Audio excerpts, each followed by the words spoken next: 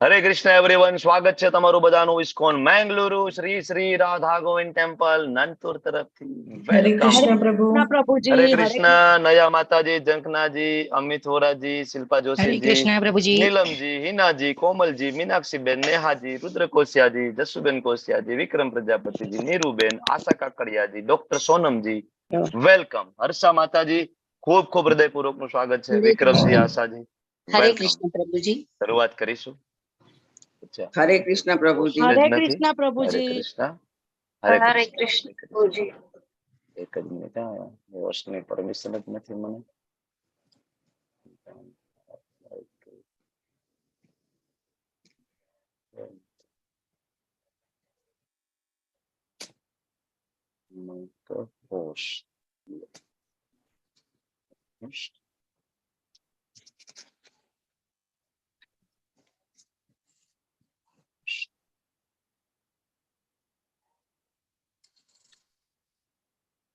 હરે કૃષ્ણ કૃષ્ણ કૃષ્ણ હરે હરે, હરે રામ રામ રામ હરે હરે. Slide visible છે. શ્રી શ્રી રાધા ગોવિંદજીના દર્શન થાય છે તમને લોકોને? ખૂબ જ ભાવપૂર્વકની પ્રાર્થના અર્પણ કરીએ. વેલકમ પુષ્પાજી. શરૂઆત કરીશું. અર્જુનજીના ચરણોમાં વંદન કરીએ. શ્રીલ પ્રભુપાદજી, જપતાકા સ્વામીજી મહારાજ, પરમ કૃપાળુ નામાનિષ્ઠદાસ પ્રભુજીના ચરણોમાં વંદન કરીએ. ખૂબ ભાવપૂર્વકની પ્રાર્થનાઓ મંગલાચરણથી શરૂઆત કરીશું. ઓમ અજ્ઞાનતિમિરાન્ધસ્ય જ્ઞાનાજન શલાકયા ચક્ષુરુન્મિલિતમ યેન તસ્મૈ શ્રી ગુરુવે નમઃ. શ્રી ચૈતન્ય મનોભીષ્ટમ સ્થાપિતમ યેન ભૂતલે સ્વયં રૂપ કદા મહ્યં દદાતિ સ્વપદાન્તિકમ. વંદેહમ શ્રી ગુરો શ્રીયુતાપદકમલમ શ્રી ગુરુન વૈષ્ણવાંશ્ચ શ્રી રૂપમ સાગ્રજાતમ સગણ રઘુનાથાન્વિતમ તમ સજીવમ સાદ્વૈતમ સાવધૂતમ પરિજન સહિતમ કૃષ્ણ ચૈતન્ય દેવમ શ્રી રાધા કૃષ્ણ પાદાન સગણ લલિતા શ્રી વિશાખાન્વિતાંશ્ચ. હે કૃષ્ણ કરુણા સિંધુ દીનબંધુ જગતપતે ગોપેશ ગોપિકા કાંત રાધા કાંત નમસ્તે. તપ્ત કાંચન ગૌરાંગી શ્રી રાધે વૃંદાવનેશ્વરી વૃષભાનુસુતે દેવી પ્रणमामि हरिप्रिये. वाञ्छाकल्पतरुभ्यश्च कृपा सिन्धुभ्यैव च पतितानां पावनेभ्यो वैष्णवेभ्यो नमो नमः. नमो विष्णुपादाय कृष्णपृष्ठाय भूतले श्रीमते भक्तिवेदांत स्वामिनिति नामिने. नमस्ते सरस्वती देवे गौरवाणी प्रचारिणे निर्विशेष शून्यवादी पाश्चात्य देशतारिणे. जय श्री कृष्ण चैतन्य प्रभु नित्यानंद श्री अद्वैत गदाधर श्रीवासादि गौर भक्त वृंद. हरे कृष्णा कृष्णा कृष्णा हरे हरे, हरे राम राम राम हरे हरे. हरे कृष्णा હરે કૃષ્ણ હરે કૃષ્ણ. હરે કૃષ્ણ. વેલકમ. ખૂબ ખૂબ હૃદયપૂર્વક સ્વાગત છે બધા જ પાર્ટિસિપેન્ટ નું જે હમણાં જોઈન થયા છે. સુંદર મજાનો અધ્યાય નંબર 11 શ્રીમદ ભગવદ ગીતા. વિશ્વરૂપ દર્શન, વિરાટ સ્વરૂપ ભગવાનનું આપણને અહીં જોવા મળવાનું છે. હવે અધ્યાયની શરૂઆત કરતા પહેલા એક નાનું એવું રિવિઝન છે. મારા ખાલી એક જ પ્રશ્ન છે. આપણે કેટલા અધ્યાય ભણી ગયા છે? ટોટલ 10. બરાબર છે, 10. તો 10 ચેપ્ટરના નામ જ બોલવાના છે કન્ટિન્યુ. પેલા કોઈક 1 થી 5 અધ્યાયના નામ બોલો ને પછી 6 થી 10 બીજા કોઈક બોલશે. બોલો, આપણે બે એમાં વિભાગ પાડી નાખીએ. 1 થી 5 અધ્યાયના નામ કોણ બોલશે? બોલો. ખાલી અધ્યાયના નામ જ બોલવા છે કે હું પૂછું? કોઈ હેન્ડરેસ નહીં. અધ્યાય 1. હા, નીલમજી બોલો. ચલો, અધ્યાય પહેલાથી 1 થી 5. સૈન્ય નિરીક્ષણ. અધ્યાય 2 ગીતાનો સાર. અધ્યાય 3 કર્મયોગ. અધ્યાય 4 જ્ઞાનયોગ અને અધ્યાય 5 કર્મયોગ કૃષ્ણ ભાવના વૃત્સાર. Okay, yes, thank you. હવે 6 થી 10 અધ્યાયના નામ કોણ બોલશે? 6 થી 10. મેઘા ભટ્ટજી તમે બોલશો? મેઘા ભટ્ટ રાવલજી, મીનાક્ષીબેન વ્યાસજી. જી મહાપ્રભુજી. હા જી, બોલો બોલો. અધ્યાય 6 આત્મ સંયમ યોગ. આત્મસંયમ. અધ્યાય 7 જ્ઞાન વિજ્ઞાન યોગ અથવા એને ભક્તિ યોગ બી કહેવાય છે. નહીં, ભક્તિ યોગ 12મો. ભક્તિ યોગ 12મો. આ જે છે 7મો અધ્યાય છે પરમેશ્વરનું જ્ઞાન. પરમેશ્વરનું જ્ઞાન. અધ્યાય હા, 8 છે અક્ષર બ્રહ્મયોગ અથવા ભગવત હા. પ્રાપ્તિ. ભગવત પ્રાપ્તિ. યસ. 9 અધ્યાય 9 છે પરમ ગુહ્ય જ્ઞાન. પરમ ગુહ્ય જ્ઞાન, અને રાજવિદ્યા, અધ્યાય રાજગુહ્ય 10 છે યોગ, વિભૂતિ યોગ. વિભૂતિ યોગ. યસ. ખૂબ સરસ. ભગવાનનું ઐશ્વર્ય અથવા વિભૂતિ યોગ. ખૂબ સરસ. ચલો હવે આ અધ્યાયની શરૂઆતમાં વીર પટેલ આવી ગયા છે. Yes, thank you. તો હરે કૃષ્ણ પ્રભુજી. હરે કૃષ્ણ માતાજી, દંડવત પ્રણામ, વેલકમ, સ્વાગત છે તમારું. તો આ તમારી સામે એક પિક્ચર સરસ મજાનું દેખાય છે અને ચર્ચા તો આપણે આગળ કરેલી છે. તમારે કહેવાનું છે કે કઈ લીલા છે, બોલો. હરે કૃષ્ણ પ્રભુજી. જ્યારે માટી ખાધી હતી કાન્હાએ, ત્યારે માતા યશોદાએ એમને કીધું કે શું ખાધું છે, તો મોં ખોલ્યું તો એમને એમના મુખમાં બ્રહ્માંડ દેખાય છે. બ્રહ્માંડ દર્શન લીલા ચાલી રહી છે. Yes, exactly. Thank you. Welcome Gurunath Prabhu, ખૂબ ખૂબ હૃદયપૂર્વકનું સ્વાગત છે. યશપાલસિંહ જાડેજાજી, વેલકમ, જે હમણાં જોડાઈ ગયા છે. એવા Urmila Sadhuji, Pratimaji, Purviji, Neelpaji, Nehaji, Nituji, Komalji, Kiranji. Yes, thank you, thank you. બધાનું હૃદયપૂર્વકનું સ્વાગત છે. બ્રહ્માંડ સ્વરૂપ ભગવાન બતાવી રહ્યા છે, જે માતા યશોદાજીને બતાવ્યું. એક અહીંયા વિશ્વરૂપ દર્શનની વાત છે, પણ તમને એ પણ યાદ હશે કે નાનું મિની વિશ્વરૂપ દર્શન પણ ભગવાને ક્યાંક કરાવેલું છે. કોને કરાવેલું છે અને કયા પ્રસંગે કરાવેલું છે? મિની વિશ્વરૂપ હરે દર્શન. કૃષ્ણ પ્રભુજી. હરે કૃષ્ણ. જ્યારે દુર્યોધન દૂત કૃષ્ણ ભગવાન દૂત બનીને દુર્યોધન ના પાસે જાય છે ને, ત્યારે ભગવાન એમને મિની વિશ્વરૂપ બતાવે છે. ભગવાન છે. જો ઘણા બધા એમ કે ભગવાન આટલો મોટો કેમ નરસંહાર કરાવ્યો હશે, બરાબર ને? ઘણા બધા એવું કહેતા હોય કે ભગવાન હતા તો પણ આવો કેવો નરસંહાર. પણ જો કૃષ્ણ છે એ વારંવાર આ યુદ્ધ રોકવાની તરફેણમાં છે. એક તો યુદ્ધ શરૂ થવાની પહેલા ભગવાન સ્વયં, જો દૂત બનવું એટલે સૌથી આમ જોયું તો નીચી કક્ષાનું કામ કહેવાય. ઇટ્સ લાઈક એ પોસ્ટમેન, ચાકર જેવું કામ છે, સેવક જેવું કામ છે. છતાં કૃષ્ણ ભગવાન સ્વયં દૂત બનીને જાય છે પાંડવોના, કે ભાઈ હું સ્વયં જાઉં છું, મારે યુદ્ધ રોકવાનો પ્રયત્ન કરવો છે. જો હજી પણ આ દુર્યોધન, શકુની, ધૃતરાષ્ટ્ર સમજી જાય ને તો આપણા યુદ્ધ કરવાની તરફેણમાં નથી. ભગવાન સ્વયં જાય છે, કે છે ને, બરાબર. ધૃતરાષ્ટ્રને સમજાવે છે કે ભાઈ ખરેખર યોગ્ય જે કેન્ડિડેટ છે તો યુધિષ્ઠિર મહારાજ છે, બરાબર. તમે એને સંપૂર્ણ રાજ્ય ના આપો તો એટલીસ્ટ 50% રાજ્ય આપો, તો માનવા તૈયાર નથી, બરાબર. તો છેલ્લે ભગવાન શું કે છે કે ભાઈ 50% ના આપવું ને તો એક કામ કરો ને, 5 ગામડા આપી દો ને. મને ખબર છે 5 પાંડવો એનું જીવન નિર્વાહ એમાં પણ કરી દેશે અને કોઈ કમ્પ્લેન નહીં કરે. હવે ભગવાને 5 ગામડા આપી દો, આવું જયારે ભગવાને પ્રપોઝલ મૂક્યું તો કૃષ્ણ 5 પાંડવોને પૂછવા ગયા હતા કે ના ના, હું એક કામ કરું ભાઈ, મને તો મોકલો છે દૂત તરીકે, બરાબર ને, સંપૂર્ણ રાજ્યની જ વાત છે. અડધું તો મેં કીધું, પણ હવે 5 ગામડા તો હું એકવાર પેલા પૂછતું આવું, અર્જુન, યુધિષ્ઠિર ને બધા મારી સાથે એગ્રી છે કે નહીં. આવું કર્યું ભગવાને? નહીં. ભગવાને ડાયરેક્ટ પ્રપોઝલ મૂકી દીધી. શું? ભાઈ 5 ગામડા આપી દો. શું કામ? ભગવાનને વિશ્વાસ છે કે મારા ભક્તો જે છે એને સંપૂર્ણ મારા ઉપર વિશ્વાસ છે, મારા સંપૂર્ણ બધા ડિસિઝન ઉપર એ એગ્રી થવાના છે. વિચાર કરો કે ક્યાં ચક્રવર્તી સમ્રાટ બનવા જઈ રહ્યા છે યુધિષ્ઠિર મહારાજ. ચક્રવર્તી સમ્રાટ તો તમને ખબર છે ને કે બીજા નાના નાના રાજાઓ તેની નીચે જ આવે, મોટા રાજા રજવાડું બધા એને નીચે આવે, બરાબર. ચક્રવર્તી સમ્રાટ એટલે આખા પૃથ્વીનું એક ચક્ર શાસન, એક બરાબર એક છત્ર નીચે શાસન થાય એને ચક્રવર્તી સમ્રાટ કહેવાય છે. હવે આવું ચક્રવર્તી સમ્રાટ બનવા જઈ રહ્યા છે યુધિષ્ઠિર મહારાજ, 5 પાંડવો, અને ભગવાન એમ કે છે 5 ગામડા નાના નાના આપી દો ને તોય ચાલશે. ને આપણે એમ કહીએ કે ભગવાને શું કામ નરસંહાર કરાવ્યો, બરાબર. ભગવાન એમ કે ખાલી 5 ગામડા આપી દો ને. દુર્યોધન શું કે છે? દુર્યોધનનો જવાબ શું છે 5 ગામડાના રિપ્લાયમાં? શું કે છે ભાઈ, બોલો. હરે કૃષ્ણ. 100 જેટલું બી હું નહીં આપું. અરે 100 ની નોક જેટલું પણ નહીં આપું. દુર્યોધન શું કે છે? તમે 100 જોઈ છે ને, 100 ને ઊભી રાખી દો અને કેટલી જમીન ઉપર જગ્યા રોકશે 100? દુર્યોધન એમ કે છે કે 100 ની નોક જેટલી, એની જે ધાર, અણી, એ જગ્યા રોકે ને એટલી જમીન પણ આપવા હું તૈયાર નથી, બરાબર. હવે આનાથી વિશેષ તો ભગવાન શું કરી શકે યુદ્ધ રોકવા માટે, તમે કહો, બરાબર ને? તો પછી તો દુર્યોધન શું કે છે કે આ દૂતારો છે, છલીઓ છે, એ બાંધી દો, બરાબર. વિદુરજી સમજાવે છે કે ભાઈ દૂત તરીકે આવ્યા છે અને એ તો રાષ્ટ્ર ધર્મની વિરુદ્ધ છે, દૂતને તમે બંધનમાં ના લઈ શકો. દુર્યોધન કે જે હોય તે, હું ધર્મ જાણતો નથી, બાંધી દો કે આ છલીઓ છે. ભગવાન કે મને બાંધવો છે, ટ્રાય કરજો.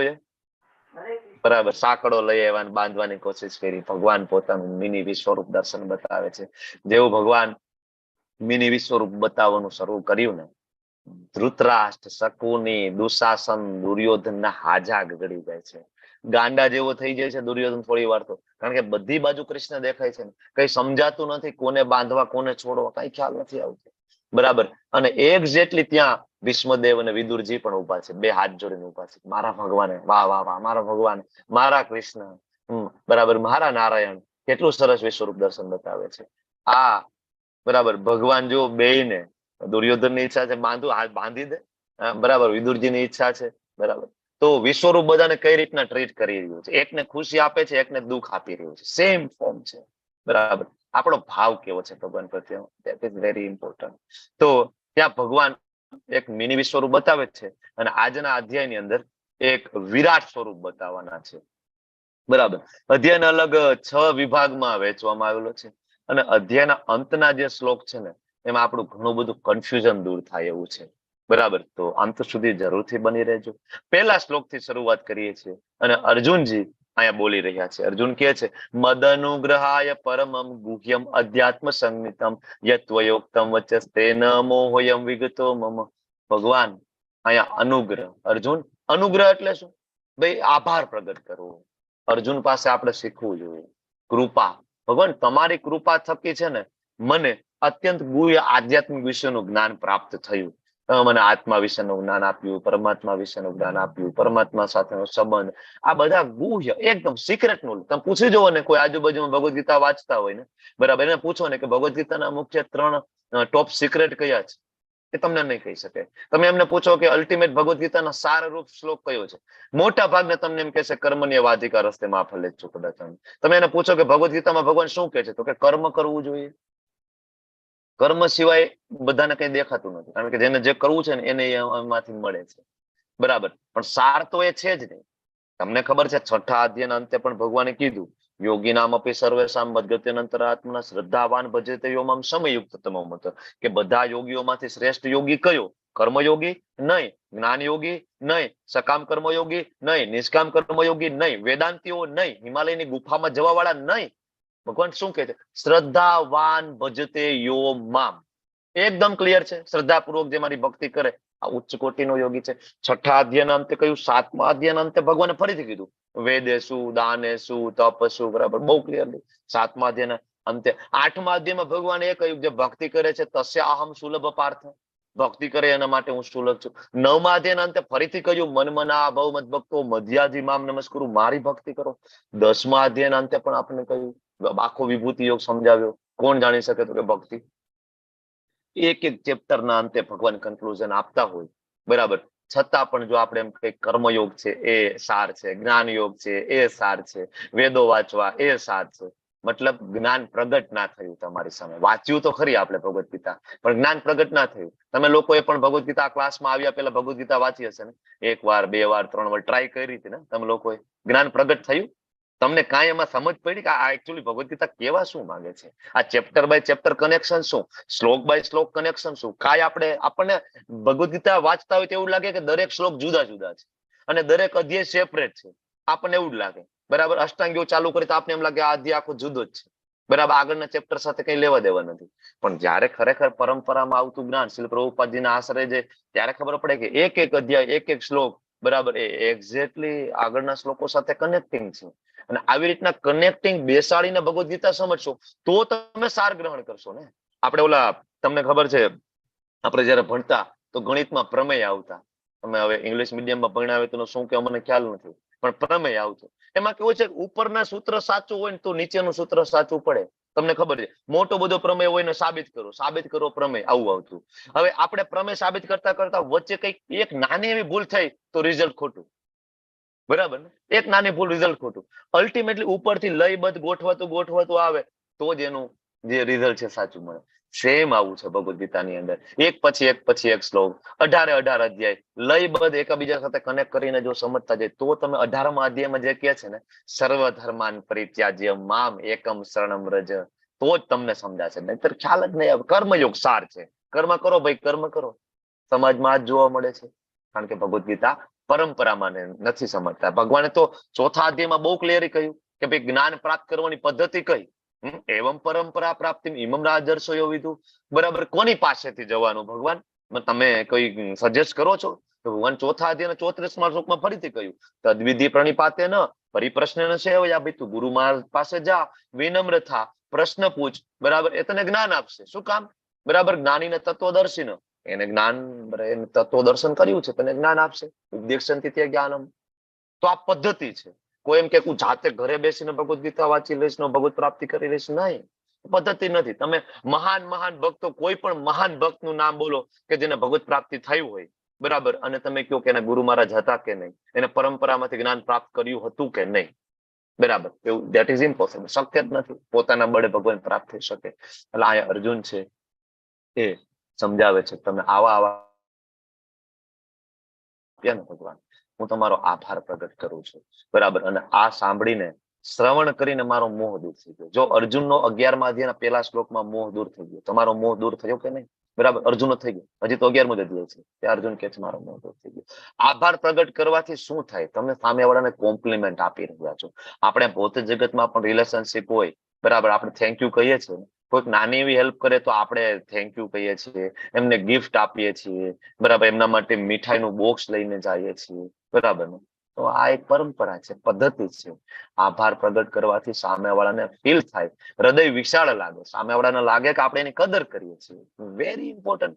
અત્યાર સુધી આપણે કર્યું, મોટા ભાગે મંદિરે ગયા ને શું કરવા જઈએ આપણે મંદિરે? આપણું બે જ કામ છે મંદિરે જવા માટેનું. શું આપણા બે કામ છે ભાઈ? અત્યાર સુધી જ્યાં સુધી ભગવદ ગીતાને નથી સમજી ત્યાં સુધી ભૌતિક જગતમાં મટીરિયલિસ્ટિક માણસો જે છે, ભૌતિકતામાં ડૂબેલા, એના મંદિરે જવાના બે મેઇન પર્પસ છે. કયા છે? બોલો, બે પર્પસ કયા છે મંદિરે જવાના? બોલો. એક તો માંગવા માટે, બીજું બિઝનેસ કરવા માંગવા, અને બીજું ફરવા માટે. આ બે જ પ્રસાદ લેવા. હા, એટલે એ પ્રસાદ કે પછી ફરવામાં જ આવી ગયું છે, બરાબર. બે જ પર્પસ છે, ફરવા જવું અને માનતા પૂરી કરવા જવી. બસ, આના સિવાય કઈ નથી. આ તો અમે છે ને આગ્રાનો પ્લાન બનાવેલો છે, દિલ્હીમાં કુતુબ મિનાર જોવાનો છે, આ વચ્ચે વૃંદાવન આવે છે ને 2 કલાક જાતા આવે, બાકે બિહારીના દર્શન કરતા હોય. તાજમહેલમાં 5 કલાક થાય તો વાંધો નથી, પણ બાકે બિહારીના દર્શનમાં જો કલાક મોડું થાય તો અમારે નહીં ચાલે. હવે આપણે આગળ જતા રહીએ, બહારથી દર્શન કરી લે ને, ધજાના દર્શન કરી લઈશું, સમય નથી અમારી પાસે. કા ભાવ જ ફરવાનું છે ને અંદર. બીજું તો કે ભાઈ માનતા પૂરી કરવા. એ બાકે બિહારી જે માનતા પૂરી કરશો, બરાબર, હું તો મારો મનોરથ લઈને તમારી પાસે આવ્યો છું. તો આ બે જ કારણ છે. ઠીક છે, કઈ વાંધો નહીં. આ કારણસર એટલીસ્ટ મનોરથ લઈને જો બાકે બિહારીજી પાસે જાય, કૃષ્ણ બલરામજી પાસે થાય તો વાંધો નથી. ભગવાને તો 7મા અધ્યાયમાં કહ્યું કે ભાઈ 4 પ્રકારના પુણ્યશાળીઓ મારા પાસે આવે છે, એમાં બીજા રોકડા વાળા છે આપડા જેવા. ભગવાન કઈક રોકડાની કઈક વ્યવસ્થા કરો. ભગવાન કે કઈ વાંધો નહીં, મારો દીકરો છે ને, આવ વાત્સલ્યનો અમારી સાથે. ભગવાન સમજાવે છે કે મારે ને મારા દીકરાને વાત્સલ્ય ભાવનો સંબંધ છે. માગે છે તો મારી પાસે માગે છે ને, એને ખબર છે કે પપ્પા પાસે માંગવાની છે, કઈ વાંધો નહીં. પણ માગીને હવે કેટલાય આભાર પ્રગટ કર્યો હોય, બહુ જ ઓછા. એક નાની એવી કથા છે કે ધામની અંદર 2 લેટર બોક્સ છે. એક લેટર બોક્સ એવું છે કે જેમાં મનોરથો પૂરા કરવાના લેટરો આવી રહ્યા છે, માનતાના. હે ભગવાન આ આપી દેજો, હે ભગવાન પેલું આપી દેજો, તે આપી દેજો. અને એ લેટર બોક્સ જે ઉભરાય છે. અને બાજુનું એક લેટર બોક્સ એવું છે કે જે મનોરથ પૂરા થઈ ગયા ને પછીનું આભાર પ્રગટ માટેનું છે કે ભગવાન તમે તો ખૂબ કૃપા કરી છે, ખૂબ ખૂબ ધન્યવાદ ભગવાન, બરાબર. આ લેટર બોક્સ ખાલી છે, બિલકુલ ખાલી છે, એમાં આવતું જ નથી. તમે વિચાર કરો, તમને એમ થાય ભગવાન મને આપ્યું શું છે કે હું આભાર પ્રગટ કરું? અરે તમારી આજુબાજુમાં નજર દોડાવો, માણસોને 2 આંખો નથી, જન્મથી અંત છે. માણસોને 2 હાથ પૂરા નથી, 2 પગ નથી માણસોને. કેટલી બધી ભયંકર બીમારીથી જૂજી રહ્યા છે. અરે વારસાગત ડાયાબિટીસ આવે છે, માતા પિતાના ડાયાબિટીસ છે, હાઇપરટેન્શન છે, બાળકનું કોઈ વાક નથી, જન્મથી ડાયાબિટીસ, થેલેસેમિયા, અને તમને એમ કહો છો મને ભગવાને શું આપ્યું છે? બરાબર, કેટલું બધું આપ્યું છે આપણને. 5 જ્ઞાનેન્દ્રિય, 5 કર્મેન્દ્રિય, મન, બુદ્ધિ, સંપૂર્ણ શરીર આપ્યું છે. આનાથી મોટું શું આપણે સુખ હોઈ શકે? તમે એ તો વિચાર કરો. બે ટાઈમનું ભોજન આપણી પ્લેટમાં આવે છે. આ પૃથ્વી ઉપર એવા કેટલા બધા નાના નાના બાળકો છે જેને 2 ટાઈમનું જમવાનું નથી મળતું, બરાબર. કેટલા એવા નાના નાના બાળકો છે ગરીબો જેને નથી મળતું. તો હંમેશા દિવસમાં 3 વખત ભગવાનનો આપણે આભાર પ્રગટ કરવો જોઈએ. ત્યારે જયારે જમવાનું પ્લેટમાં આવે ને ત્યારે સવારે ઉઠીએ ને ત્યારે રાત્રે સૂઈએ ત્યારે, સવારે ઉઠીએ ત્યારે ભગવાનને પ્રાર્થના કરવાની, તમે મને નવું જીવન આપ્યું. કારણ કે માણસો ઘણા સુઈ જાય પછી ઉઠી નથી શકતા ડાયરેક્ટ, બરાબર ઉપર, બરાબર. અને આખો દિવસ પસાર થઈ, રાત્રે પ્રાર્થના કરી લેવી કે ભાઈ આખો દિવસમાં ભગવાન મારા કર્મના કારણે બહુ બધી ચુનૌતીઓ હશે, મારા તો કર્મ જ એવા છે મારે બહુ ભોગવવાનું હશે, બરાબર. આ તો કહેવાય ને કે તલવારનો ઘા સોયથી ટળી ગયો ભગવાન, બરાબર. તમારી કૃપા હતી ને તો એ ઘા સોયથી ટળી ગયો છે. આ 3 જે સમય છે ને એમાં ભગવાનને જરૂર યાદ કરવા છે. એમાં આપણે તો ઈશ્વરના ભક્તો તો સવારે ઉઠીએ ભેગું મંગલા આરતી કરીએ છીએ, પ્રાર્થના થઈ જાય. જ્યારે પ્લેટમાં પ્રસાદ આવે, બરાબર, પહેલા જ આપણે શું ગાઈએ? મહાપ્રસાદે ગોવિંદે નામ બ્રહ્મને વૈષ્ણવે. જેટલી વખત પ્લેટમાં પ્રસાદ આવે આપણે ભગવાનને પ્રાર્થના કરીએ. રાત્રે સૂતી વખતે પણ મનમાં મંગલા આરતી છે, બરાબર, હરે કૃષ્ણ મહામંત્ર બોલીને આપણે બધા સૂઈએ છીએ, બરાબર. એક વખત એક ભક્ત કહે છે કે ભગવાન તમે એમ કહો છો કે હું મુશ્કેલીમાં હું તમારો સાથ આપું છું, પણ ભગવાન ખરેખર મુશ્કેલીમાં હતો ને તો મારો સાથ છોડીને જતા રહ્યા હતા. ભગવાન કે એવું છે? ક્યારે આવું થયું મને બતાવતો. ભગવાન તો ભક્ત કહે છે ચાલો મારી સાથે. ભક્ત એમને લઈ જાય છે ભગવાન હાથ પકડીને સમુદ્ર કિનારે. પગલા જો ભગવાન, આ તમારા પગલા, આ મારા પગલા, અને જો અત્યારે મારો સારો સમય હતો ને તો તમે મારો હાથ પકડીને ચાલતા હતા, બરાબર. અને મારો જેવો ખરાબ આવ્યો ને જોયું ભગવાન, જોયું એક જ પગલા થઈ ગયા આગળ જતા. હવે 2 પગલા નથી, આ એક જ પગલા મારા છે, તમે જતા રહ્યા હતા છોડીને, બીજા પગલા નથી ભગવાન. ત્યારે ભગવાન એમ કે છે બેટા ખરેખર તારો દુઃખનો સમય હતો ને દીકરા, મેં તને તેડી લીધો તો બીજા પગલા ક્યાંથી હોય? તારા પગલા હોય ક્યાંથી? એ જે એક પગલા છે એ મારા છે. ખરેખર તારો કપરો સમય હતો ને ત્યારે મેં તને તેડેલો છે, એટલે બીજા પગલા નથી. આપણને કદર જ નથી કે ભગવાન આપણી સાથે શું રેસિપ્રોકેટ કરી રહ્યા છે. આપણે સરસ રીતના શ્વાસ લઈએ ને, બરાબર, એ માણસો લઈ નથી શકતા, બરાબર. ઓલું રોટા, બરાબર, રાખે ખિસ્સામાં, તમને ખબર છે ને, દમ ચડી જાય તરત ફૂંક, બરાબર, નાકમાં ચડાવવું પડે છે. તો ભગવાનની ખૂબ કૃપા છે ને. પહેલા શ્લોકમાં છે આપણે ભગવાનનો આભાર પ્રગટ કરવાની વિધિ જરૂરથી શીખવી જોઈએ. આગળ અર્જુન એમ કે છે કે હે કમલ નયન, ભવ એટલે કે ઉત્પત્તિ, અને અપ્યયો એટલે કે લય, ભૂતા નામ બધા જીવોના વિસ્તાર પૂર્વક મેં સાંભળ્યું. ભગવાન બધા જીવોની ઉત્પત્તિ અને લય વિશે તમે મને કહ્યું ને, આ બધું સાંભળી તમારા અક્ષય મહિમાનો પણ મેં અનુભવ કર્યો. જે તમે 10મા અધ્યાયમાં તમારો મહિમા સમજાવ્યો ને ભગવાન, મેં એનો અનુભવ કર્યો છે. હે કમળ નયન, જ્યારે ભગવાનની સ્તુતિ થાય એટલે કમળ સાથે સરખાવવામાં આવે, બરાબર. કારણ કે ભાઈ ભૌતિક જગતમાં બેસ્ટ શું છે આપણી પાસે, બરાબર? તો ભાઈ અર્જુનજી કે ભગવાન બેસ્ટ તો કમળ છે. કુંતી મહારાણી પણ જયારે પ્રાર્થના કરે છે, શું પ્રાર્થના કરે છે? નમો પંકજ નાભાય, નમો પંકજ માલિને, નમો પંકજ નેત્રાય, નમસ્તે પંકજ આંગ્રએ. સેમ શિવજી સ્તુતિ કરે છે. નમો પંકજ નાભાય, 4થા સ્કંદ રુદ્ર ગીત. શિવજી પણ ભગવાનના ચરણ કમળ છે, ભગવાનની નાભી છે, કમળ સાથે સરખાવે છે. સ્તુતિ આપણે જાતે તો ના કરી શકીએ, આપણે આવડે પણ નહીં, બરાબર. તો શું કરવાનું? કે આચાર્યો, ભગવાનના આવા પરમ ભક્તો, શ્રીમદ ભાગવતમ સ્તુતિઓથી ભરેલું છે. પુષ્પદેવની સ્તુતિ છે, કુંતી મહારાણીની સ્તુતિ છે, પ્રહલાદ મહારાજ, વૃત્તાસુર, ધ્રુવ મહારાજ, સ્વયં બ્રહ્માજીની સ્તુતિ 10મ સ્કંદમાં, શિવજીની સ્તુતિ, બરાબર, 4થા સ્કંદની અંદર. આ બધી સ્તુતિઓ આપણે ગણગણવી જોઈએ, શીખવી જોઈએ, બરાબર. ભગવાન એનાથી ખૂબ પ્રસન્ન થાય છે, બરાબર. અને હવે આગળના શ્લોકની અંદર અર્જુન એમ કે છે કે હે પુરુષોત્તમ, હે પરમેશ્વર, હું આપને સ્વયં આપને જણાવ્યા પ્રમાણે આપણા વાસ્તવિક રૂપને તમારી સમક્ષ જોઈ રહ્યો છું. તમે જણાવ્યું ને 10મા અધ્યાયમાં જે વિભૂતિઓ મને સમજાવી એ પ્રમાણે તો હું જોઈ રહ્યો છું, પણ તમે દ્રશ્ય જગતમાં કેવી રીતના આવ્યા ને, મારે તો એ જોવાની ઈચ્છા છે. દ્રશ્ય જગતમાં આવું એટલે અહીંયા અર્જુન છે ને એ ભગવાનનું સર્વવ્યાપી જે સ્વરૂપ છે ને, વિષ્ણુ સ્વરૂપ, બરાબર, એ જોવાની અહીંયા ઈચ્છા વ્યક્ત કરી રહ્યા છે. મારે તમારું એક વિરાટ સ્વરૂપ પણ જોવું છે ભગવાન, બરાબર. એ મને બતાવવાની કૃપા કરશો, બરાબર. મારે દર્શન કરવાની ઈચ્છા છે. હે પ્રભુ, હે યોગેશ્વર, જો હું તમને આ દર્શનનો અધિકારી લાગતો હોય તો મન્યસે યદિ તત્ શક્યમ મયા દ્રષ્ટુમિતિ. પ્રભુ, હે પ્રભુ, તમને એવું લાગે છે કે મારા માટે શક્ય છે, મારા માટે યોગ્ય છે, હું આનો અધિકારી છું, બરાબર. યદિ તત્ શક્યમ મયા દ્રષ્ટુમિતિ. પ્રભુ, તો પછી તમે મને એવી દ્રષ્ટિ આપો ને તો એ દર્શન કરાવો. તમને એવું લાગે ને પ્રભુ કે હું એના માટે યોગ્ય નથી, તો કઈ વાંધો નથી પ્રભુ, તો એ દર્શન મારે જોવા નથી, કઈ વાંધો નહીં. તમારો જે નિર્ણય છે એ મારા સર રાખવો પડશે.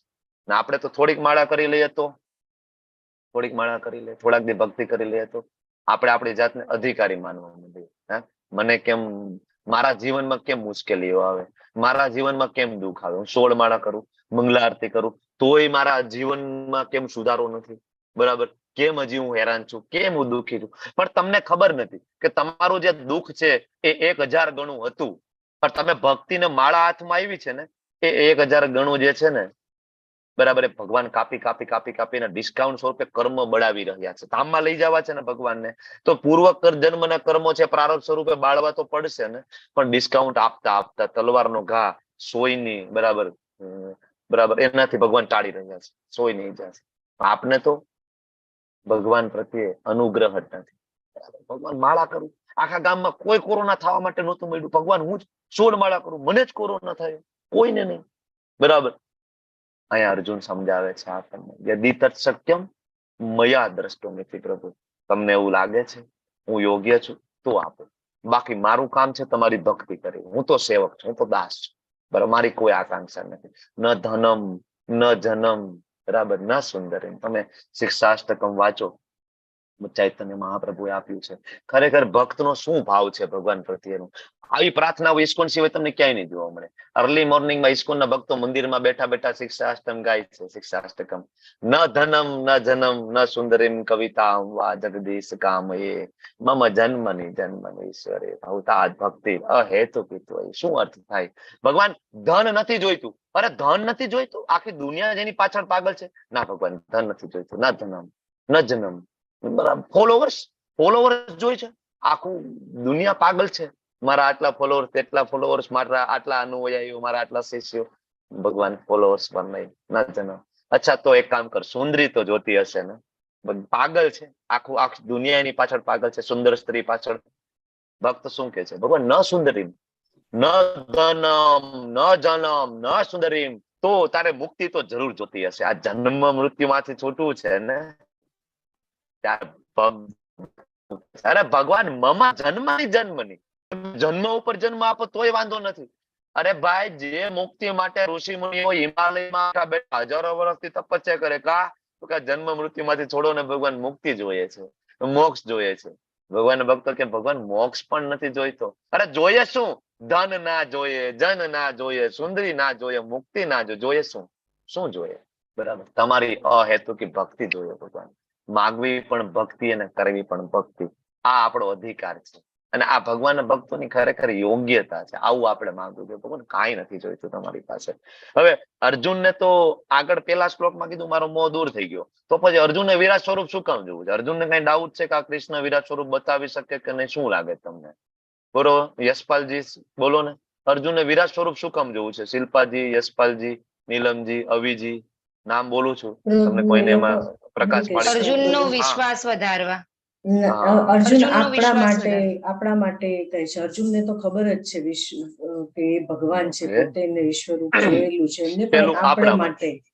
અને ભવિષ્યમાં કોઈ કહે કે હું ભગવાન છું, તો આપણે કહેવાય કે તો વિશ્વરૂપ બતાવો તમારું, તો તમે હરી બોલ. આવનારા સમયમાં એવા ઘણા પાખંડી પ્રગટ થશે જે પોતાની જાતને કહેશે હું ભગવાન છું.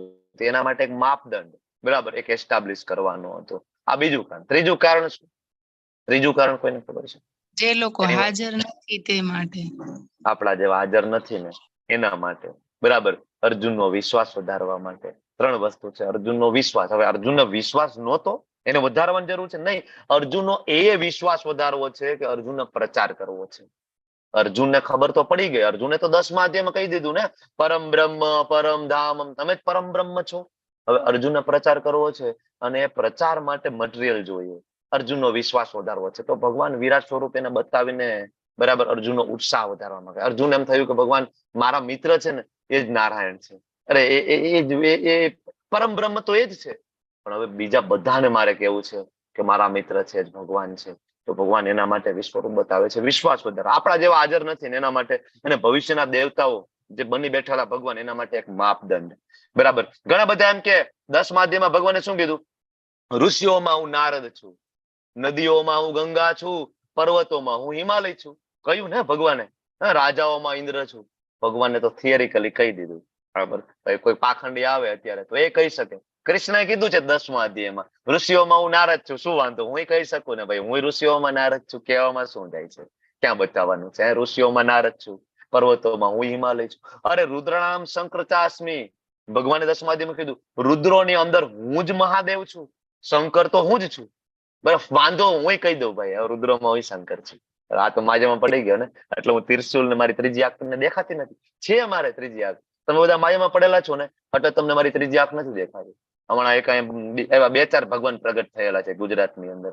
એક એવા ભગવાન પ્રગટ થયા છે જેના પગની અંદર 16 ચિહ્ન છે. મોઢામાં આગળના 2 દાંત પડી ગયા છે, વિડીયોમાં દેખાય છે, પણ એમ કે છે કે મારા પગમાં 16 ચિહ્ન છે, હું ભગવાન છું. એક બીજા ભગવાન છે રાજકોટમાં, બરાબર, એમ કે છે હું કલ્કીનો અવતાર છું. માથા ઉપર તાલ, બરાબર, વાળ નીકળી ગયા, ટાઇલ પડી ગઈ છે, મોટું બધું પેટ વધી ગયું છે, એમ કે છે હું કલ્કીનો અવતાર છું. આવા બધા જે પાખંડીઓ છે ને, આને ખુલ્લા પાડવાની વાત છે. અહીંયા અર્જુનને તો ખબર જ હતી કે આવા આવશે. ખુલ્લા પાડી, નદીઓમાં ગંગા છું તો બતાવો, રુદ્રોમાં શંકર છું તો બતાવો, તમે એવું વિરાટ સ્વરૂપ બતાવો કે અમે તમારામાં જ અમે મહાદેવના દર્શન કરી શકવા જોઈએ, તમારામાં જ અમે ભગવાન વિષ્ણુના દર્શન કરી શકીએ, બ્રહ્માજીના દર્શન કરી શકીએ. બતાવો. ભગવાન તો એને કહેવાય ને, ભગવાને બતાવ્યું છે વિશ્વરૂપ દર્શન. બરાબર. તો અહીંયા ભગવાન હવે કે છે, પૂર્ણ પુરુષોત્તમ બોલ્યા, અર્જુન હે પાર્થ, તું મારી વિભૂતિઓને જો, સેંકડો હજારો પ્રકારના દેવી તથા વિવિધ વર્ણવાળા રૂપોને જો. જ્યારે જ્યારે ભગવાન પાર્થ બોલે છે ભગવદ્ ગીતાની અંદર, કોંતેય બોલે છે, ત્યારે આપણને યાદ આવવું જોઈએ કે પાર્થ એટલે પૃથાપુત્ર, અને ભગવાન કુંતી મહારાણીને યુદ્ધ ભૂમિ ઉપર યાદ કરી રહ્યા છે. ભગવાન એના ભક્તોને ક્યારેય ભૂલતા નથી. જો ઘમાસાણ યુદ્ધ થવાનું છે, છતાં પણ આયા હે અર્જુન બોલી શકે ને, પણ પાર્થ કહે છે, પૃથાપુત્ર પાર્થ. કોંતેય ઘણી વખત કહે છે. શું કામ? કુંતી મહારાણી ભગવાનના પરમ ભક્ત છે અને એને યાદ કરે છે. ભગવાનને ગમે છે એના ભક્તોને યાદ કરવા, વખાણ કરવા. એટલા માટે જ આપણે જયારે આ સેશન ચાલુ કરીએ, ગુરુ મહારાજને વંદન કરીએ. તમે બધા ઇસ્કોનના મંદિરમાં ગયા છો તો બધા ભક્તો છે, બરાબર, સૌથી પહેલા તો દરવાજે જ પ્રણામ કરી લે. અંદર જેટલા વૈષ્ણવ હોય ને એને, માણસ જે વૈષ્ણવ, આપણા જે વૈષ્ણવ હોય એને પેલા પ્રણામ કરે, પછી આગળ જાય અને પ્રભુપાદને પ્રણામ કરે, અને પ્રભુપાદને પ્રણામ કરીને પછી ભગવાન પાસે જાય. આ એક પદ્ધતિ છે, કારણ કે ભગવાનને ગમે છે. તમને શું લાગે છે કે તમે મોઢું ઉપાડીને સીધા ભગવાનની સામે જતા રહેશો ને આમ મોઢું ઊંચું કરીને ભગવાનના દર્શન કરો, શું ભગવાનને ગમશે? ભગવાન કહે છે મારો પરમ ભક્ત વચ્ચે આવ્યો, એ બરાબર તમને બધા માટે એને ખૂબ જ મહેનત કરી આ પૃથ્વી ઉપર, બરાબર. 108 મંદિરોની સ્થાપના 10 વર્ષમાં કરી, બરાબર. 70 વર્ષની ઉંમરે ગઢપણમાં ખૂબ જ મહેનત કરીને એ આવ્યો તમને બધાને યોગ્ય રસ્તા બતાવવા માટે. તમે એનું પણ તમે માન નથી જાળવતા, સીધા ડાયરેક્ટ મારી પાસે આવો છો. ભગવાનને ગમશે? આ એક પરંપરા. હું એવું નથી કેતો પ્રભુપાદની વાત કરું, કોઈ પણ સંત મહંતો, કોઈ પણ પરંપરા હોય, ધારો કે પુષ્ટિ માર્ગીય સંપ્રદાયમાં જાઓ, બરાબર, તો પુષ્ટિ માર્ગીય સંપ્રદાયના મહાન સંત, મહાન ભક્ત શ્રીપાદ વલ્ભાચાર્યજી, બરાબર. હવેલીમાં પ્રવેશ કરતા પહેલા વલ્ભાચાર્યજી આપણને યાદ આવવા જોઈએ, કારણ કે એને તો તમને આપ્યા છે ને ગોપાલ, બરાબર. તમારા ઘરમાં કૃષ્ણ ઓલરેડી હતા જ, તમને પ્રેમ જ નહોતો એના પ્રત્યે, બરાબર. પ્રભુપાદજીએ આપણને કૃષ્ણ અને રાધા આપ્યા અને એને પ્રેમ કરતા શીખડાવ્યું અને ભક્તિ કરતા આપણને શીખડાવ્યું. બાકી તો બાપ દાદાના સમયમાંથી આપણા ઘરમાં રાધા કૃષ્ણ છે, બરાબર, પણ એને પ્રેમ કરતા કોને શીખડાવ્યું? એનો આભાર પેલા પ્રગટ કરવો પડે, કારણ કે ભગવાનને પોતાને ગમે છે એટલા માટે, બરાબર. તો આ એક પદ્ધતિ છે ભગવાનના દર્શન કરવાનું. એ ભારત, હવે તું અહીં આદિત્યો, ભગવાન છે ને એ બધું જ બતાવી રહ્યા છે અર્જુનને. આદિત્યો, કેટલા આદિત્યો છે? 12. વસુઓ 8 વસુઓ, 11 રુદ્રો, અશ્વિની કુમારો 2. આનો સરવાળો મારો એટલે 33 થઈ જાય, અને જેને આપણે બધા 33 કોટી દેવતા તરીકે ઓળખીએ છીએ એ આ જ 12 આદિત્યો, 8 વસુઓ 20, 11 રુદ્રો 31 અને 2 અશ્વિની કુમારો 33 થઈ ગયા. આ 33 કોટી દેવતાઓની વાત છે આની અંદર. મરુતો તો મતલબ ભગવાનની અંદર 33 કોટી દેવતાઓ છે. અલગ અલગ જગ્યાએ માથા ફોડવા જવાની જરૂર નથી. કૃષ્ણના દર્શન કરવાથી બધા દર્શન એમાં થાય છે. 49 મરુતો છે જે ઋષિઓ છે, એ પણ એમાં. અન્ય દેવોના વિભિન્ન રૂપો, અનેક આશ્ચર્યમય રૂપો પેલા કોઈએ જોયું નથી ને અર્જુન, આવું હું તને બતાવું છું. અને અર્જુન આ વિશ્વરૂપ શું કામ જોઈ શક્યા? બરાબર. ત્યારે ભગવાન અર્જુનને કહેશે, એ અર્જુન, તું જે કઈ જોવા ઈચ્છતો હોય ને આ મારા દેહમાં અત્યારે, ખાલી અત્યારનું નહીં અર્જુન, તારે ભવિષ્યનું કઈ જોવું છે, તારા યુદ્ધનું રિઝલ્ટ જોવું છે, એ પણ તું આમાં જોઈ લે. અને એક જ સ્થાનમાં સ્થાવર અને જંગમ બધું, ચર અને અચર હું તને બધું બતાવીશ. હું તને હિમાલય પણ બતાવીશ ને હું તને બ્રહ્મા પણ બતાવીશ, ચર અને અચર બધું એક જગ્યાએ બતાવીશ, બરાબર. પણ ન તું મામ શક્ય છે, બરાબર, દ્રષ્ટુ મને નેવ સ્વચક્ષુષા. અર્જુન તારી આ જે સ્વચક્ષુષા છે ને, આવડી આ જે હાડ માસ ની બનેલી જે આંખ છે ને અર્જુન, આનાથી તું નહીં જોઈ શકે, એ શક્ય જ નથી. બરાબર. હવે અર્જુન જો એની પોતાની આંખ દ્વારા ભગવાનનું એ દર્શન ના કરી શકતા હોય તો અત્યારના કેટલાય મૂર્ખો પાખંડીઓ આપણને એમ કે ભગવાન હોય તો મને બતાવો ભગવાન. બરાબર. હવે અર્જુન ભગવાનના પરમ ભક્ત હોવા છતાં એને દિવ્ય દ્રષ્ટિની જરૂર પડે અને આ બધા મૂર્ખાઓને એમ થાય મને પણ ભગવાન બતાવો, ભગવાન હોય તો બતાવો. આ તારી લાયકાત છે. બરાબર. ભગવાનને જોવા માટેની લાયકાત છે. ભગવાનનું તેજ કેટલું છે આજે આવશે. હજારો સૂર્ય એક સાથે પ્રગટ થાય ને એટલું ભગવાનના શરીરનું તેજ છે. હવે આપણે બધા રાત્રે કાર લઈને જતા હોય, અહીંયા ઘણા બધા પ્રભુજી છે, રાત્રે કાર લઈને જતા હોય અને સામે વાળો છે ને હાઈ બીમ માં હોય ને તો આપણે ડીપર મારવા માંડીએ છીએ, ભાઈ લો બીમ કરાય, અહીંયા મારી આંખો અંજાઈ જાય છે, કઈ દેખાતું નથી. હવે એક સામાન્ય કારની હેડલાઇટની બરાબર જે પ્રકાશ છે ને એ તમારા મારાથી સહન ના થાય અને આપણે એમ કે ભગવાન હોય તો મને બતાવો. આપણી આંખ એના માટે યોગ્ય છે? બરાબર. પ્રભુપાદ છે, સ્ટ્રગલ ફોર એક્ઝિસ્ટન્સ એમનું એક લેક્ચર છે, સમજાવી રહ્યા છે. આ એટીટ્યુડ થી તમારો ઉદ્ધાર નહીં થાય કે ભગવાન હોય તો મને બતાવો. તમે પેલા એના માટે યોગ્ય થવાની કોશિશ કરો. બરાબર. ઘણું બધું એવું છે જે આપણને ખબર નથી. ધારો કે કોઈ વ્યક્તિ ગામડામાં રહેતો હોય, બરાબર, એને તમે એમ કહો કે ભાઈ ન્યુયોર્ક ની અંદર એવી એવી બિલ્ડિંગો છે ને, આખી કાચની બિલ્ડિંગો છે, અરે 200 300 માળની બિલ્ડિંગો છે. અરે હોય નહીં. ગામડામાં બહુમાં બહુ તો 2 માળનું અમે મકાન જોયું, હોય જ નહીં ને, શક્ય જ નથી ને. હોય તો બતાવો 200 માળની બિલ્ડિંગ. પણ હવે 200 માળની બિલ્ડિંગ, 300 માળની બિલ્ડિંગ જોવા માટે તમારે અમેરિકા જવું પડશે, એના માટે પાસપોર્ટ બનાવવો પડશે. બરાબર ને? એના માટે કેટલી બધી એક્ઝામો તમારે પાસ કરીને US UK જવું પડશે ને. તો આને શું કહેવાય? યોગ્યતા તો અર્જિત કરો ભાઈ. 300 માળની બિલ્ડિંગ છે તો ગામડામાં હોય ને એને કહો તો 300 માળને હોય જ નહીં. કોઈ દી 300 માળની બિલ્ડિંગ થોડી ઉભી રહે, પડી જાય ભાઈ. એને બુર્જ ખલીફાની વાત કરો તો તમે ગામડાવાળાઓને, જેને નથી જોયું ને, આપણે એવું ગામડાવાળા એટલે એવું નથી કહેતા, પણ જે નથી જોયું, મતલબ આપણે કાચ, આપણે ઓલા કુવાના ડેટકા જેવું છે આપણું. બરાબર. કેટલું પાણી? આટલું. બસ. આપણે આપણે કુવામાં રહે ને બસ આટલું, આનાથી વિશેષ આપણે વિચારી નથી શકતા. અનંત બ્રહ્માંડ છે. બરાબર. ભગવાન અર્જુનને કહે છે આ આંખથી તો નહીં જોઈ શકે, હું એક કામ કરું અને દિવ્યમ દદામિ તે ચક્ષુ.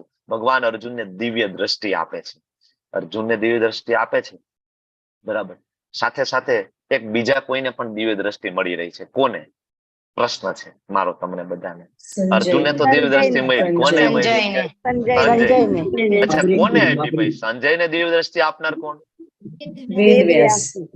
ભગવાન વેદવ્યાસ. ભગવાન વેદવ્યાસજી કોણ છે? કૃષ્ણના લિટરરી અવતાર, સાહિત્ય અવતાર. ભગવાન કૃષ્ણના જ સાહિત્યિક અવતાર છે. બરાબર. તો કૃષ્ણ દિવ્ય દ્રષ્ટિ આપે. કૃષ્ણને જોવા હોય તો કૃષ્ણની હેલ્પ સિવાય શક્ય નથી. બરાબર. હવે વિચાર કરો કે યુદ્ધ ક્યાં ચાલી રહ્યું છે. તમારા માઇક મ્યુટ કરી દેવાના, તમે આન્સર આપી દો ને તરત જ, એટલે ડિસ્ટર્બન્સ ઓછું થઈ જાય આપણે બેકગ્રાઉન્ડમાં. તો વિચાર કરો કે યુદ્ધ ક્યાં ચાલી રહ્યું છે? કુરુક્ષેત્રમાં. અને સંજય ને ધૃતરાષ્ટ્ર બે ક્યાં બેઠા છે? બરાબર. તો કે ભાઈ હસ્તિનાપુરમાં. હસ્તિનાપુર ક્યાં આવ્યું? દિલ્હીમાં. અને દિલ્હી અને કુરુક્ષેત્ર વચ્ચે તો કેટલા બધા કિલોમીટરોનું અંતર છે, છતાં સંજય ત્યાં બેઠા બેઠા શબ્દ સહ વર્ણન કરી રહ્યા છે ધૃતરાષ્ટ્રને. એક્ઝેક્ટ લાઈવ ડેમો આપી રહ્યા છે.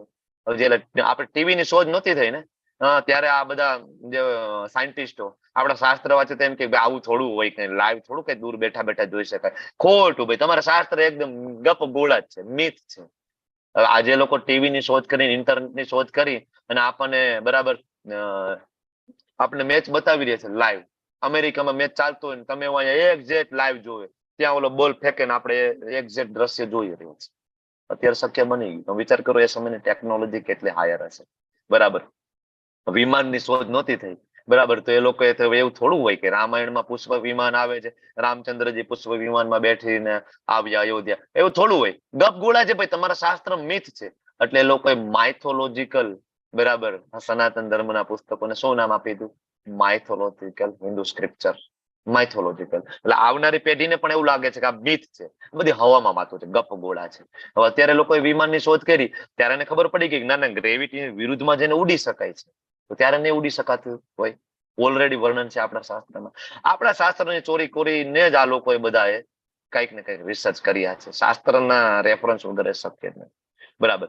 સંજય બોલ્યા રાજા આ પ્રમાણે કહીને સર્વ યોગ શક્તિના પરમેશ્વર ભગવાન યોગેશ્વરો હરિ, બધા યોગીઓના પણ યોગી એવા હરિ. હરિ એટલે વિષ્ણુ.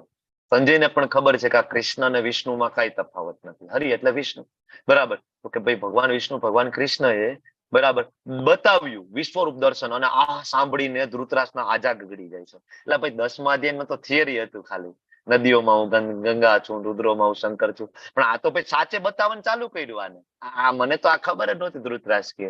અત્યાર સુધી તો એવું હતું ભાઈ ના ના યુદ્ધ જીતી જઈશું, વાંધો નથી. પણ હવે તો સાલું આની અંદર જ શંકર છે, બરાબર. એ ખાલી તાંડવ કરે તો કાર્યક્રમ પૂરો થઈ જાય એમ છે, ખાલી એક જ મહાદેવ છું, બરાબર. એ તો આમની અંદર બિરાજમાન છે, બતાવી રહ્યા છે. અને યુધિષ્ઠિર મહારાજના હાજા ગગડી જાય, સોરી ધૃતરાષ્ટ્રના હાજા ગગડી જાય છે. અને હવે અર્જુન એ વિશ્વરૂપમાં અસંખ્ય મુખ, અસંખ્ય નેત્ર, અસંખ્ય આશ્ચર્યમય દ્રશ્યો જોયા. અનેક રૂપ, આ રૂપની અનેક દિવ્ય આભૂષણો હતા. ભગવાનમાં કેવા આભૂષણો હતા? દિવ્ય આભૂષણો, બરાબર. દિવ્ય શસ્ત્રો, દેવી માળાઓ. આપણા જેવી માળાઓ નહીં, આ બધું દિવ્ય અને દેવી આગળ શબ્દ લાગે, આનો અર્થ એવો થાય કે પંચમહાભૂત થી પરે, બરાબર. પંચમહાભૂત નું બનેલું હોય ભૌતિક કહેવાય, પંચમહાભૂત થી પરે હોય ને દિવ્ય કહેવાય. આપણે અહીં ફૂલનું આપણે હાર બનાવીએ તો અડધી કલાક, કલાક, 2 કલાક, બહુ તો 5 કલાકની અંદર એ હાર કરમાવા માંડે, ધીમે ધીમે ધીમે સુગંધ ધીમે ધીમે ઓછી થઈ જાય, બરાબર ને. પણ આ દેવી છે. દેવી એટલે કેવું? દિવ્ય, બરાબર. પંચમહાભૂત નું બનેલું જ નથી, કોઈ દી બગડે નહીં, કોઈ દી કરમાય નહીં, બરાબર. અને સુગંધિત દ્રવ્યોનો વિલેપન વાળું હતું. હવે અહીંયા એવું અર્જુનના દ્રશ્ય દેખાય છે, એ ખાલી એવું નહીં કે એને દેખાય છે, એને અનુભવ થાય છે, એને સુગંધ પણ આવી રહી છે. જો, બરાબર. સુગંધિત દ્રવ્યોના વિલેપન વાળું હતું, મતલબ ભગવાને જે ચંદનનો લેપ કર્યો હતો ને બોડી ઉપર, અર્જુનને સુગંધ પણ આવતી હતી. તમે બધા 3D મૂવી જોવા ગયા છો? હવે તો 5D 6D આવું પણ આવી ગયું છે, બરાબર. તો 6D 7D માં આપણે બેઠા હોય ચેર ઉપર, તો સામે જે સ્ક્રીન ની અંદર જેવું દ્રશ્ય આવે, ધારો કે એમાં વરસાદ આવે છે તો તમારા ઉપર પણ સ્પ્રે થાય પાણીનો, બરાબર. એમાં ધારો કે કાર ચાલતી હોય ને એમાં તમે અંદર હલતા હોય તો તમારી જે ચેર છે એ પણ આ રીતના હલતી હોય છે. એમાં ધારો કે ભૂકંપનું દ્રશ્ય બતાવે તો તમારી ચેર પણ ધણધણે કે સાચે ભૂકંપ આવી ગયો, બરાબર. આને કહેવાય 3D 7D 6D વોટેવર. પણ અહીંયા તો ટ્રિલિયન ડી ચાલુ છે, ટ્રિલિયન ડી. બધી બાજુ અર્જુનને દેખાઈ રહ્યું છે, મહેસૂસ થઈ રહ્યું છે, અને પોતે અનુભવ કરી રહ્યા છે અર્જુન. આકાશમાં જો હજારો સૂર્ય એક સાથે ઉદય પામે ને, કેટલા સૂર્યની વાત છે, એક સાથે 1000. આપણાથી એક સૂર્ય સહન ના થાય. ઉનાળાને બપોરે બહાર નીકળીએ, એક સૂર્યનારાયણ આપણાથી સહન નથી થતા ને. આપણે ગોગલ્સ પહેરી લઈએ, અહીંયા સુધીના મોજા પહેરી લઈએ, અને માતાજીઓ તો દેખાય જ નહીં. છેલ્લે આંખ દેખાતી તેમાં ગોગલ્સ પહેરી લે, આખા શરીરમાં કઈ દેખાય જ નહીં, કોણ છે તમે ઓળખી જ ના શકો, બરાબર. માતાજીઓ બધા સ્કૂટી લઈને નીકળે તો. હવે આપણાથી એક સૂર્ય સહન ના થાય, ને ભગવાનનું તેજ કેટલું. આકાશમાં જો હજારો સૂર્ય એક સાથે ઉદય પામે ને, તો પણ કદાચ ભગવાનના તેજ સમાન થાય. અર્જુન કદાચ શબ્દ વાપરે છે, હું શ્યોર નથી. ભગવાન હજારો સૂર્ય સમાન છે. ઘણા એમ કે ભગવાન હોય તો મને બતાવો. તેવડ છે એક સૂર્યનું તેજ સહન ના થાય, હજારો સૂર્યનું તેજ છે ભગવાનના શરીરમાંથી જયારે બહાર નીકળે છે. માત્ર ભક્તો સહન કરી શકે છે, કારણ કે ભગવાન ભક્તોને એક રક્ષણ આપે છે. આગળ કીધું 9મા અધ્યાયમાં, મહાત્માનસ્તુ મામ પાર્થ દેવી પ્રકૃતિમાં આશ્રિત. ભગવાન એના ભક્તોને દેવી પ્રકૃતિના આશ્રય મૂકે છે, યોગ માયા શક્તિના આશ્રય મૂકે છે. એટલે એ નરસિંહ મહેતા છે એ દ્વારકાધીશના દર્શન કરી શક્યા, એટલે મીરાબાઈ દર્શન કરી શક્યા. બાકી કોઈની મજાલ છે ભગવાન સામે ઉભા રહે? અરે શરીર બ્લાસ્ટ થઈ જાય. આ હાડમાથના કોથળાથી ભગવાનના દર્શન ના થાય, શક્ય જ નથી. દિવ્ય દ્રષ્ટિ ભગવાને આપી ત્યારે તો અર્જુન માંડ વીરા સ્વરૂપ જોઈ શકે છે, બરાબર. તે વખતે અર્જુનને ભગવાનના વિશ્વરૂપમાં એક જ સ્થાનમાં રહેલા હજારો ભાગોમાં વિભક્ત બ્રહ્માંડના અનંત આવિર્ભાવો જોયા. હવે આ શ્લોકની અંદર તમે જો, આપણને વૈજ્ઞાનિકો એવું કે છે કે ભાઈ આ એક બ્રહ્માંડ છે, એક યુનિવર્સ છે. બહુમાં બહુ તો હવે પેરેલલ યુનિવર્સ સુધી માનતા થયા છે. પણ આ શ્લોકમાં અર્જુન એમ કે છે, બરાબર, કે હજારો ભાગોમાં વિભક્ત, બરાબર, એક બ્રહ્માંડ હોય એમાં કેટલા વિભાગ છે એક બ્રહ્માંડમાં? બોલો, કેટલા લોક છે એક બ્રહ્માંડની અંદર? 14 લોક, બરાબર. 14 લોક અને 28 પ્રકારના નર્ક એક બ્રહ્માંડની અંદર છે, રાઈટ. હવે અર્જુન એમ કે છે કે આ હજારો ભાગોમાં વિભક્ત થયેલા, કારણ કે કેટલા બધા બ્રહ્માંડ છે, બધા વિભક્ત છે, તો વિભક્ત થયેલા બ્રહ્માંડો જોયા અને એના આવિર્ભાવનું દર્શન કર્યું. બ્રહ્માંડનો આવિર્ભાવ કઈ રીતના થાય છે, એક બ્રહ્માંડ કઈ રીતના પ્રગટ થયું? બોલો, ગોલોક ચાર્ટમાં ભણ્યા હતા. બ્રહ્માંડની ઉત્પત્તિ કેવી રીતના થાય છે? મહાવિષ્ણુના રૂપકૂપોમાંથી. મહાવિષ્ણુ જયારે શ્વાસ બહાર કાઢે છે, અનંત બ્રહ્માંડો છે એમના રોમકૂપોમાંથી પ્રગટ થાય છે. તો આ, હરે કૃષ્ણ, રંજન પ્રજાપતિજી તમારું માઇક ચાલુ થાય છે, બેકગ્રાઉન્ડમાં બહુ જ નોઈસ છે. રંજનજી, હરે કૃષ્ણ. તો હજારો ભાગોમાં વિભક્ત બ્રહ્માંડો જોયા અને એની ઉત્પત્તિ, મતલબ અર્જુન ત્યાં બેઠા બેઠા મહાવિષ્ણુજીમાંથી જે બ્રહ્માંડ ઉત્પન્ન થાય ને એ પણ જોઈ રહ્યા છે ત્યાં બેઠા બેઠા. અને હવે મૂંઝાયેલા અર્જુન આશ્ચર્યચકિત થયેલા છે. અને હવે અર્જુનનો ભાવ બદલાય છે. જો આ અધ્યાયની અંદર તમે લેવલ 2 માં આવશો ને, ગઈકાલે અમે લેવલ 2 માં પણ આ ક્લાસ લીધો 11મો, તો અર્જુનનો રસ બદલાય છે. ત્યારે તમને રસ સમજાવીશું. ભક્તિના 5 મુખ્ય રસ, 7 ગૌણ રસ, એ પણ આપણે આવશે, જે ભક્તિ રસામૃત સિંધુમાં આવે છે. આપણે લેવલ 2 માં ભણતા હોય ડિટેલમાં. આ તો ઓવરવ્યુ ચેપ્ટર આપણે ચાલે, તોય આમાં ઘણા ડિટેલમાં જવાની કોશિશ કરીએ છીએ. બાકી તો આમાં સુપરફિશિયલ જવાનું છે, આપણે લેવલ 2 માં ડિટેલમાં જવાનું છે. તો તેમજ રોમાંચિત થયેલા અર્જુનને પ્રણામ કરવા પોતાનું મસ્તક નમાવ્યું અને પછી સ્તુતિ કરવા માંડ્યા. મેં હમણાં કહ્યું એમ કે ભગવાનને સ્તુતિ બહુ ગમે છે. શું કામ આપણે આ ક્લાસ ચાલુ કરીએ તો આપણે શરૂઆત કરીએ ઓમ અજ્ઞાનતિમિરાન્ધસ્ય જ્ઞાનાંજન શલાકયા. શું કામ આપણે કૃષ્ણજી રાધાજીને પ્રણામ કરીએ, બરાબર? શું કામ આપણે સદગોસ્વામી આચાર્યને પ્રણામ કરીએ? કારણ કે બધી સ્તુતિઓ છે. સ્તુતિ ભગવાનને બહુ ગમે છે. જયારે જયારે ભગવાન કોઈ પણ સ્વરૂપે પ્રગટ થયા, ભગવાને કોઈ લીલા કરી, તમે શાસ્ત્ર શ્રીમદ ભાગવતમ ખોલીને જોઈ લો, બરાબર? ત્યાં રહેલા બધા બ્રાહ્મણો, વૈષ્ણવો, સંન્યાસીઓ, યોગીઓ તરત વૈદિક મંત્રોચ્ચારથી સ્તુતિ કરવા લાગે છે. નરસિંહદેવ પ્રગટ થયા, સ્તુતિ ચાલુ. કંસનો વધ થયો, સ્તુતિ ચાલુ. રાવણનો વધ થયો, દેવતાઓ ઉભા, સ્તુતિ ચાલુ. બરાબર? સ્તુતિનું ખૂબ મહત્વ છે, બરાબર? અને આવા ઓથોરાઇઝડ, ભગવાને જે ઓથોરાઇઝ કરેલા ભક્તો હોય ને, એમના મુખમાંથી નીકળેલી સ્તુતિ છે આપણે જરૂરથી શીખવી જોઈએ અને ગાવી જોઈએ. હવે અર્જુન કહે છે કે ભગવાન કૃષ્ણ, આપના દેહમાં સર્વ દેવોને હું જોઉં છું. અન્ય વિવિધ જીવોને એકત્ર થયેલા બધા જ દેવો, જે આપણે કુળદેવીને માનીએ છીએ, બરાબર? એ કુળદેવી, અને એ બધા કુળદેવી સાથે ઇન્દ્ર, એમના રાજા સ્વર્ગમાં નિવાસ કરે છે, એ બધા સાથે અર્જુન એક સાથે આ દર્શન કરી રહ્યા. હું બધાના દર્શન તમારામાં કરી રહ્યો છું, કારણ કે કૃષ્ણમાંથી બધું પ્રગટ થાય છે. ભગવાને આ 10મા અધ્યાયમાં કહ્યું ને, અહમ સર્વસ્ય પ્રભો, બધું મારામાંથી તો પ્રગટ થાય છે. ભગવાને શું કહ્યું આગળ? તો બધું ભગવાન અર્જુનને બતાવી રહ્યા છે. અર્જુનને નહીં, આપણને બતાવી રહ્યા છે. કારણ કે આપણને વિશ્વાસ નથી કૃષ્ણ ભગવાન છે કે નહીં. એટલે આપણા પિતાજી આટલી બધી મહેનત કરી રહ્યા છે આપણા માટે, કે વિશ્વાસ કરો, હું જ તમારો બાપ છું, હું જ તમારો પિતાજી છું, મારા સિવાય તમને સુખ નહીં મળે. તમારું ઓરિજિનલ એડ્રેસ આ નથી. તમે ગોલોક વૃંદાવન ધામમાં આવવા માટેનો પ્રયત્ન કરો, ક્યાંય આડા આવડી જગ્યાએ ફંટાતા નહીં. એટલે ભગવાન વારંવાર, બરાબર, સંભવામી યુગે યુગે, દરેક યુગમાં આવે છે આપણને લેવા માટે, આપણને તેડવા માટે, બરાબર? વિવિધ જીવોને એકત્ર. કમળના આસન ઉપર બિરાજમાન હું બ્રહ્માજીને પણ જોઉં છું. જો બ્રહ્માજીના દર્શન ભગવાન કરાવી રહ્યા છે પોતાની અંદર. અને શિવજીને પણ બ્રહ્માજી, અમીસમ, અમીસમ એટલે શિવજી, શિવજીના પણ દર્શન, સર્વ ઋષિઓ અને દિવ્ય સર્પોના પણ હું દર્શન કરાવું છું. બધું ભગવાન દર્શન કરાવી રહ્યા છે. હે જગન્નાથ, હે વિશ્વરૂપ, હું આપના દેહમાં અનેક અનેક હસ્ત, ઉદર, મુખ, ચક્ષુ જોઈ રહ્યા છું. ઘણા બધાને એમ થાય કે હું ખોટું કામ કરી લઉં. ક્યાં જોવે છે ભગવાન? ક્યાં જોવે છે? અરે ભગવાનની ચક્ષુ કેટલી છે? અર્જુન લખે છે અનેક. કેટલા ચક્ષુ છે ભગવાનના? અનેક. તમે કઈ પણ સારું ખરાબ કઈ પણ કામ કરો છો, ભગવાન 13મા અધ્યાયમાં પણ કે છે ઉપદ્રષ્ટા અનુમંતા, હું તો ત્યાં સાક્ષી પૂરવા માટે હાજર છું. એટલે એવું માન્ય પાપ કર્મ કરી લઈને કોઈ જોતું નથી, તો સમજવું કૃષ્ણ તો જોઈ રહ્યા છે, બીજું કોઈ જોવે કે ના જોવે, બરાબર? સર્વત્ર વ્યાપ્ત છે, અંતવિહીન છે, આપની અંદર મધ્ય આદિને જોતો નથી. અર્જુન જ્યાં સ્તુતિ કરી રહ્યા છે, બરાબર? આપણે પણ રોજ સવારે મંગલા આરતીમાં ઉઠીએ, સરસ મજાની સ્તુતિથી ચાલુ થાય. સંસાર દાવા નલલીઢ લોકા ત્રણાય કારુણ્ય ગણાગણત્વમ. સાંભળીને આપણું હૃદય ગદગદ થઈ જાય. સવારમાં ભગવાનના દર્શન ચાલુ થાય, સંસાર દાવા ચાલુ થાય. કેટલા બધા ભક્તો, 4 ને 20 હું જનરલી 4, 20, 25 ની આસપાસ હું જોઈન થતો હોઉં છું. કેટલાય બધા લોગિન હોય છે, બધા હાથમાં માળા લઈને બેઠા હોય છે, બરાબર? અને બધા ગદગદ થઈ જાય, ભગવાનના દર્શન થાય. બધા ત્યાં ઘરે બેઠા બેઠા દંડવત પ્રણામ કરતા હોય છે. ઘરે કોણ જોવે? નહીં તરાય દંડવત પ્રણામ કરીએ કે ના કરીએ, પણ હું જોતો હોય ડિસ્પ્લેમાં, ત્યાં પણ બધા દંડવત સાષ્ટાંગ પ્રણામ, મારા ભગવાનના દર્શન થાય છે, બરાબર? સંસાર દાવા નળ જે સ્તુતિ જે છે ને, બરાબર, એ વિશ્વનાથ ચક્રવર્તી ઠાકુરે આપણને આપી. અને વિશ્વનાથ ચક્રવર્તી ઠાકુર ભગવાનના પરમ ભક્ત, અને એ વિશ્વનાથ ચક્રવર્તી ઠાકુર જે ગેરંટી આપે છે આપણને. શું ગેરંટી આપે છે ખબર છે? કે જે કોઈ બ્રાહ્મ મુહૂર્તમાં ઉઠીને આ સંસાર દાવાનલ મોટેથી ગાશે ને, એને મૃત્યુ બાદ ધામની પ્રાપ્તિ થશે.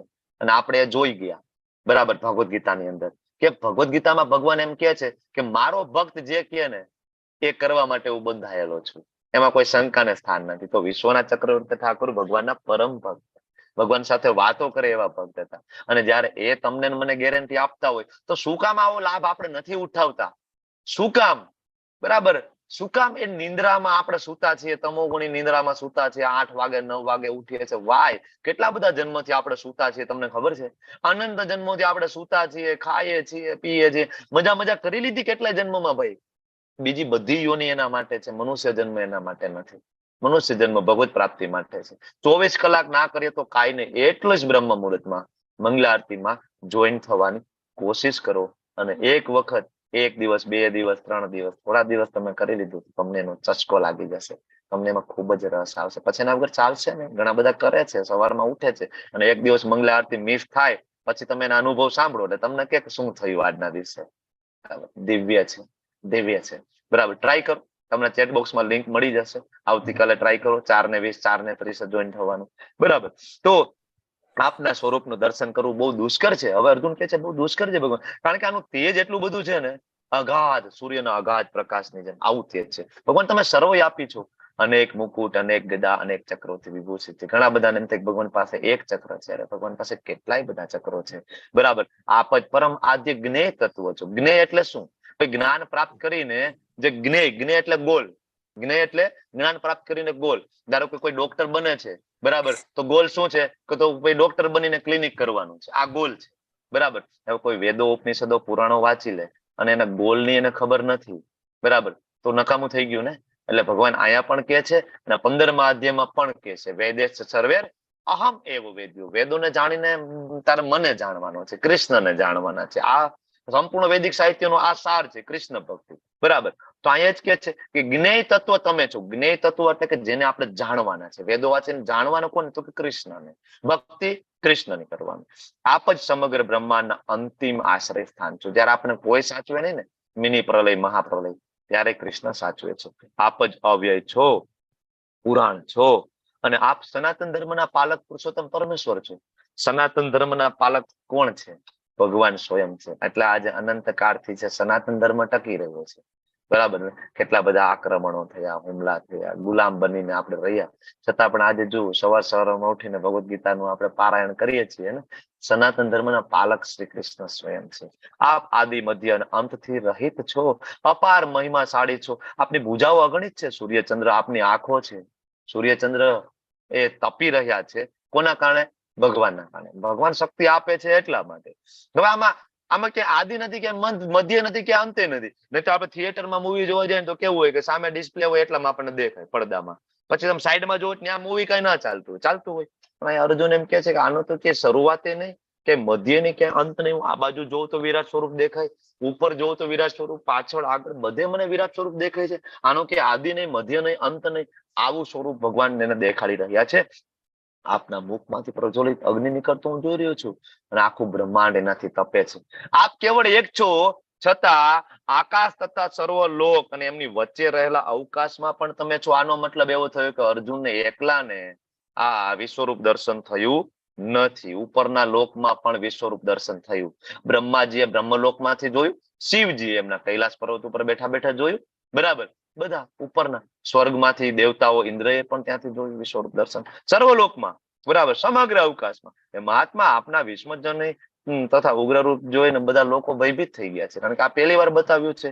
દેવોના સમૂહો તો તમારા શરણે આવવા માંડ્યા છે, હાથ જોડીને કે આ કયું સ્વરૂપ છે? આવું તો ક્યારે નહીં. અમે તો એ કૃષ્ણને ઓળખીએ છીએ જેના હાથમાં બાંસુરી છે, અને આવું આ મહાકાળ સ્વરૂપ પહેલી વાર જોઈએ છે. બધા તમારા શરણે આવી રહ્યા છે અને આપને આમાં પ્રવેશી રહ્યા છે. તેમાંના કેટલાક તો ભયભીત થઈને હાથ જોડી તમારી પ્રાર્થના કરે છે. અને ઋષિ મુનિઓ, મહર્ષિઓ એ વૈદિક મંત્રો ના ગાન વડે શું કહે છે? કલ્યાણ થાવો, કલ્યાણ થાવો. બરાબર. સિદ્ધોના વૃંદો. વૈદિક મંત્રનો ઉદ્દેશ્ય શું છે? આ શ્લોક ઉપરથી ખબર પડે. તમને વેદો તમે વાંચ્યા, તમને વેદના મંત્ર આવડે, ઉપનિષદના મંત્ર આવડે, એનો ગોલ શું? એ વેદ ઉપનિષદના મંત્ર દ્વારા ભગવાનની સ્તુતિ કરવાની છે. અહીંયા જો ઋષિ મુનિઓ શું કરી રહ્યા છે. બરાબર.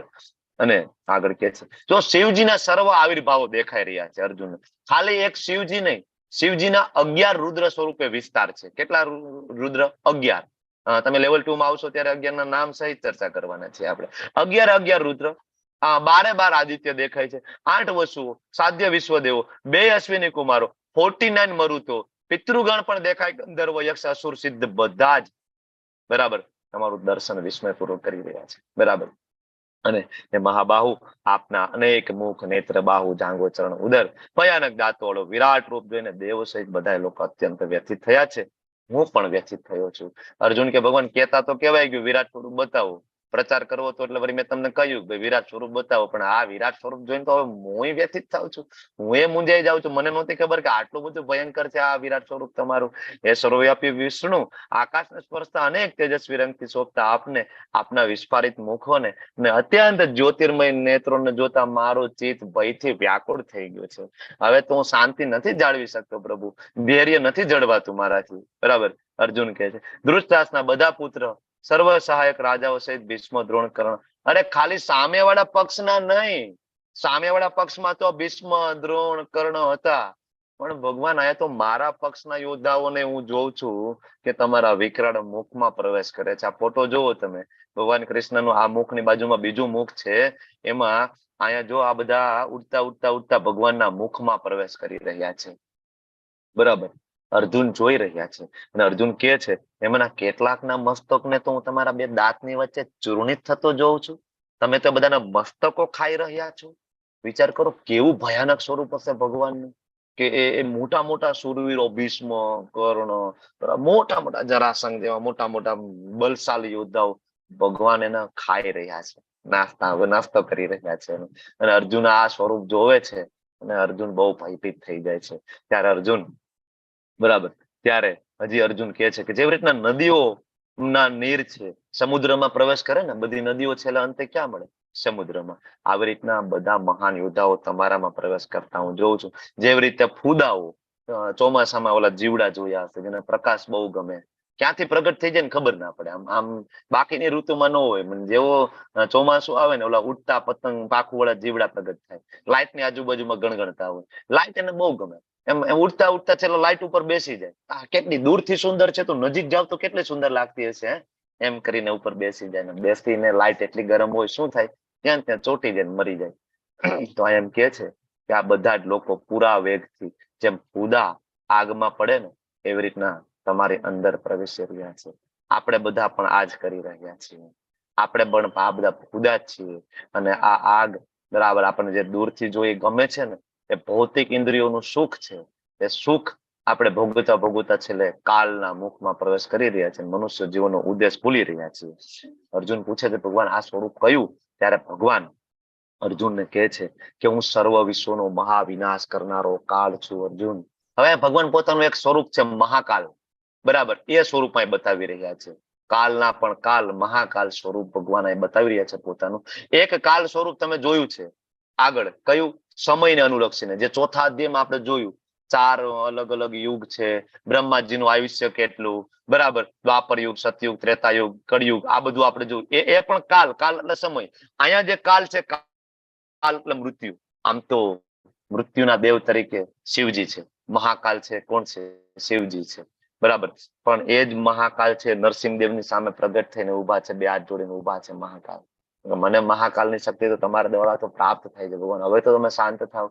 તો કાલોના પણ કાલ ને મહાકાલના પણ મહાકાલ એવા કૃષ્ણ પોતાનું અહીંયા બરાબર ભયંકર મહાવિનાશકારી સ્વરૂપ બતાવી રહ્યા છે.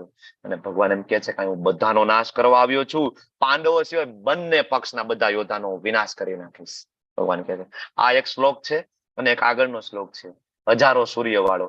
આ બે શ્લોક નો રેફરન્સ લઈ અણુબોમ્બની શોધ કરી છે એક વૈજ્ઞાનિકે, રોબર્ટ ઓપનહેમર એમનું નામ છે. યુટ્યુબમાં તમને એનો વિડીયો પણ મળશે, એનું ઇન્ટરવ્યુ પણ મળશે, જોજો એ ઇન્ટરવ્યુ. એમાં એ શ્રીમદ ભગવદ્ ગીતાના શ્લોકના રેફરન્સ આપે છે કે મેં ભગવદ્ ગીતાના આ શ્લોકમાંથી મને આવું મળ્યું છે, મેં અણુબોમ્બની શોધ કરી છે. જેવું જોતું હોય એવું મળી જાય ભગવદ્ ગીતાની અંદર, બધું જ છે. અને હવે ભગવાન અર્જુનને કહે છે, અર્જુન તને એવું લાગે છે તું બધું કરે છો? તને એવું લાગે છે કે તું યુદ્ધ નહીં કરે ને આ બધું યુદ્ધભૂમિ છોડીને જાય તો આ બધા બચી જશે? અર્જુન નહીં, ઉભો થા ને યુદ્ધ કર. મેં ઓલરેડી બધાને મારી નાખ્યા છે. મેં હમણાં તને શું કહ્યું? પાંડવો સિવાયના બધા યોદ્ધાઓનો મેં નાશ કરી નાખ્યો છે, ઓલરેડી કિલ. બરાબર. તારે તો ખાલી ઊભું થવાનું છે, યુદ્ધ કરવા કટિબદ્ધતા, તારે યશ પ્રાપ્ત કરો. બધા એવું કહેશે કે અર્જુને બધાને માર્યા. બધા તારી વાહવાહી કરશે, કારણ કે હું ઈચ્છા કરું છું કે બધા તારી વાહવાહી કરે. બરાબર. બધા તમારા 5 પાંડવોની વાહવાહી કરે ને, એ મારી ઈચ્છા છે. તમને શું લાગે છે તમે આ બધાનો વધ કરી શકો છો? ભગવાન કે નહીં, બધાનો વધ મેં કરી નાખ્યો છે. તને એવું લાગે તું નહીં કરે તો બચી જશે? ત્યારે આ બધાનું મૃત્યુ એ દિવસે ફિક્સ થઈ ગયું હતું, જે દિવસે માતા દ્રૌપદીનું વસ્ત્રહરણ કરવાની ઈચ્છા પ્રગટ થઈ ને, બરાબર, એ દિવસે આ બધાનું કમ્પ્લીટ પ્લાન ચોપટ મેં કરી નાખ્યો હતો. ભગવાન કે તને શું લાગે તું નહીં મારે તો હું એને છોડી દેવાનો છું? ઉભો થા, મને મારી ઈચ્છા છે, મારી ઈચ્છાને પૂરી કર, બરાબર, અને યુદ્ધ કર, અને આ કર્મનું બંધન તને નહીં થાય. કારણ કે ભગવાન પ્રીત્યાર્થે કોઈ પણ કર્મ કરીએ, કર્મનું બંધન ના થાય. હનુમાનજીએ પણ લંકાને બાળીને ભસ્મીભૂત કરી નાખી હતી, કેટલા બધા રાક્ષસોને મારી નાખ્યા હતા. તો હનુમાનજીને કર્મનું ફળ લાગ્યું? બરાબર કે ના? એટલા બધાનું હવે તો હનુમાનજીને પાપ લાગી ગયું, નરકની યોની ભોગવી પડી. ભગવાન રામચંદ્રજીએ ચિરંજીવી ભવનું વરદાન આપ્યું, બરાબર, ભગવાનની જેમ તમે પૂજાશો ને, આજે પૂજાય છે ને હનુમાનજી મહારાજ, બરાબર. મતલબ ભગવાન પ્રીત્યાર્થે કઈ પણ કર્મ કરવામાં આવે તો એમાં કર્મ બંધન થતું નથી. આપણે યાદ રાખવું જોઈએ. ભગવાન કહે છે મારી યોજના છે, દ્વારા બધા મરી ગયા છે. ઉભો થા ને ભાઈ, નિમિત્ત બન ને ખાલી, બરાબર, તું માત્ર બરાબર નિમિત્ત છો, પ્લાન ફિક્સ છે. તમે બધા પણ વિચાર કરો કે તમે ભગવાનના હાથમાં કઈ રીતના એનું ઇન્સ્ટ્રુમેન્ટ બનશો, કઈ રીતના તમે ભગવાનના હાથમાં નિમિત્ત બનવા માંગો છો. ચેટ બોક્સમાં લખો તમે એવું શું કરો કે જેના દ્વારા કૃષ્ણ પ્રસન્ન થાય, બરાબર. કૃષ્ણ તમને કઈ રીતના નિમિત્ત બનાવી શકે છે, ચેટ બોક્સમાં ટાઈપ કરો તમે શું કરવા ઈચ્છા ધરાવો છો. ચલો, તમારા માટે પ્રશ્ન છે, હું આગળ વધુ છું. દ્રોણ, ભીષ્મ, જયદ્રથ, કર્ણ, અન્ય મહાન યોદ્ધાઓ પહેલાથી જ મારા વડે હણાઈ ચૂક્યા છે, બરાબર. એમનો વધ કર, વ્યથિત ના થા. ઓલરેડી ગેમ સેટ છે અર્જુન, ઉભો થા, વધ કર, બરાબર. ભગવાન આ અર્જુનને કહી રહ્યા છે. હવે સંજય ધૃતરાષ્ટ્રને કહે છે રાજા, ગુણો પુરુષોત્તમ પરમેશ્વરના મુખથી તે વચનો સાંભળી અને અર્જુને પછી વારંવાર નમસ્કાર કરી રહ્યા છે. ડરતા ડરતા ગદગદ કંઠે હવે સ્તુતિ, આગળ પણ હજી અર્જુનજી સ્તુતિ કરે છે, બરાબર. ગદગદ કંઠે અર્જુન પણ ડરી રહ્યા છે. અર્જુને કહ્યું ઋષિકેશ, આપના નામના સ્મરણથી આખું જગત હર્ષ પામે. જો ભગવાનના નામથી ભગવાનના ભક્તોને ખૂબ હર્ષ થાય છે.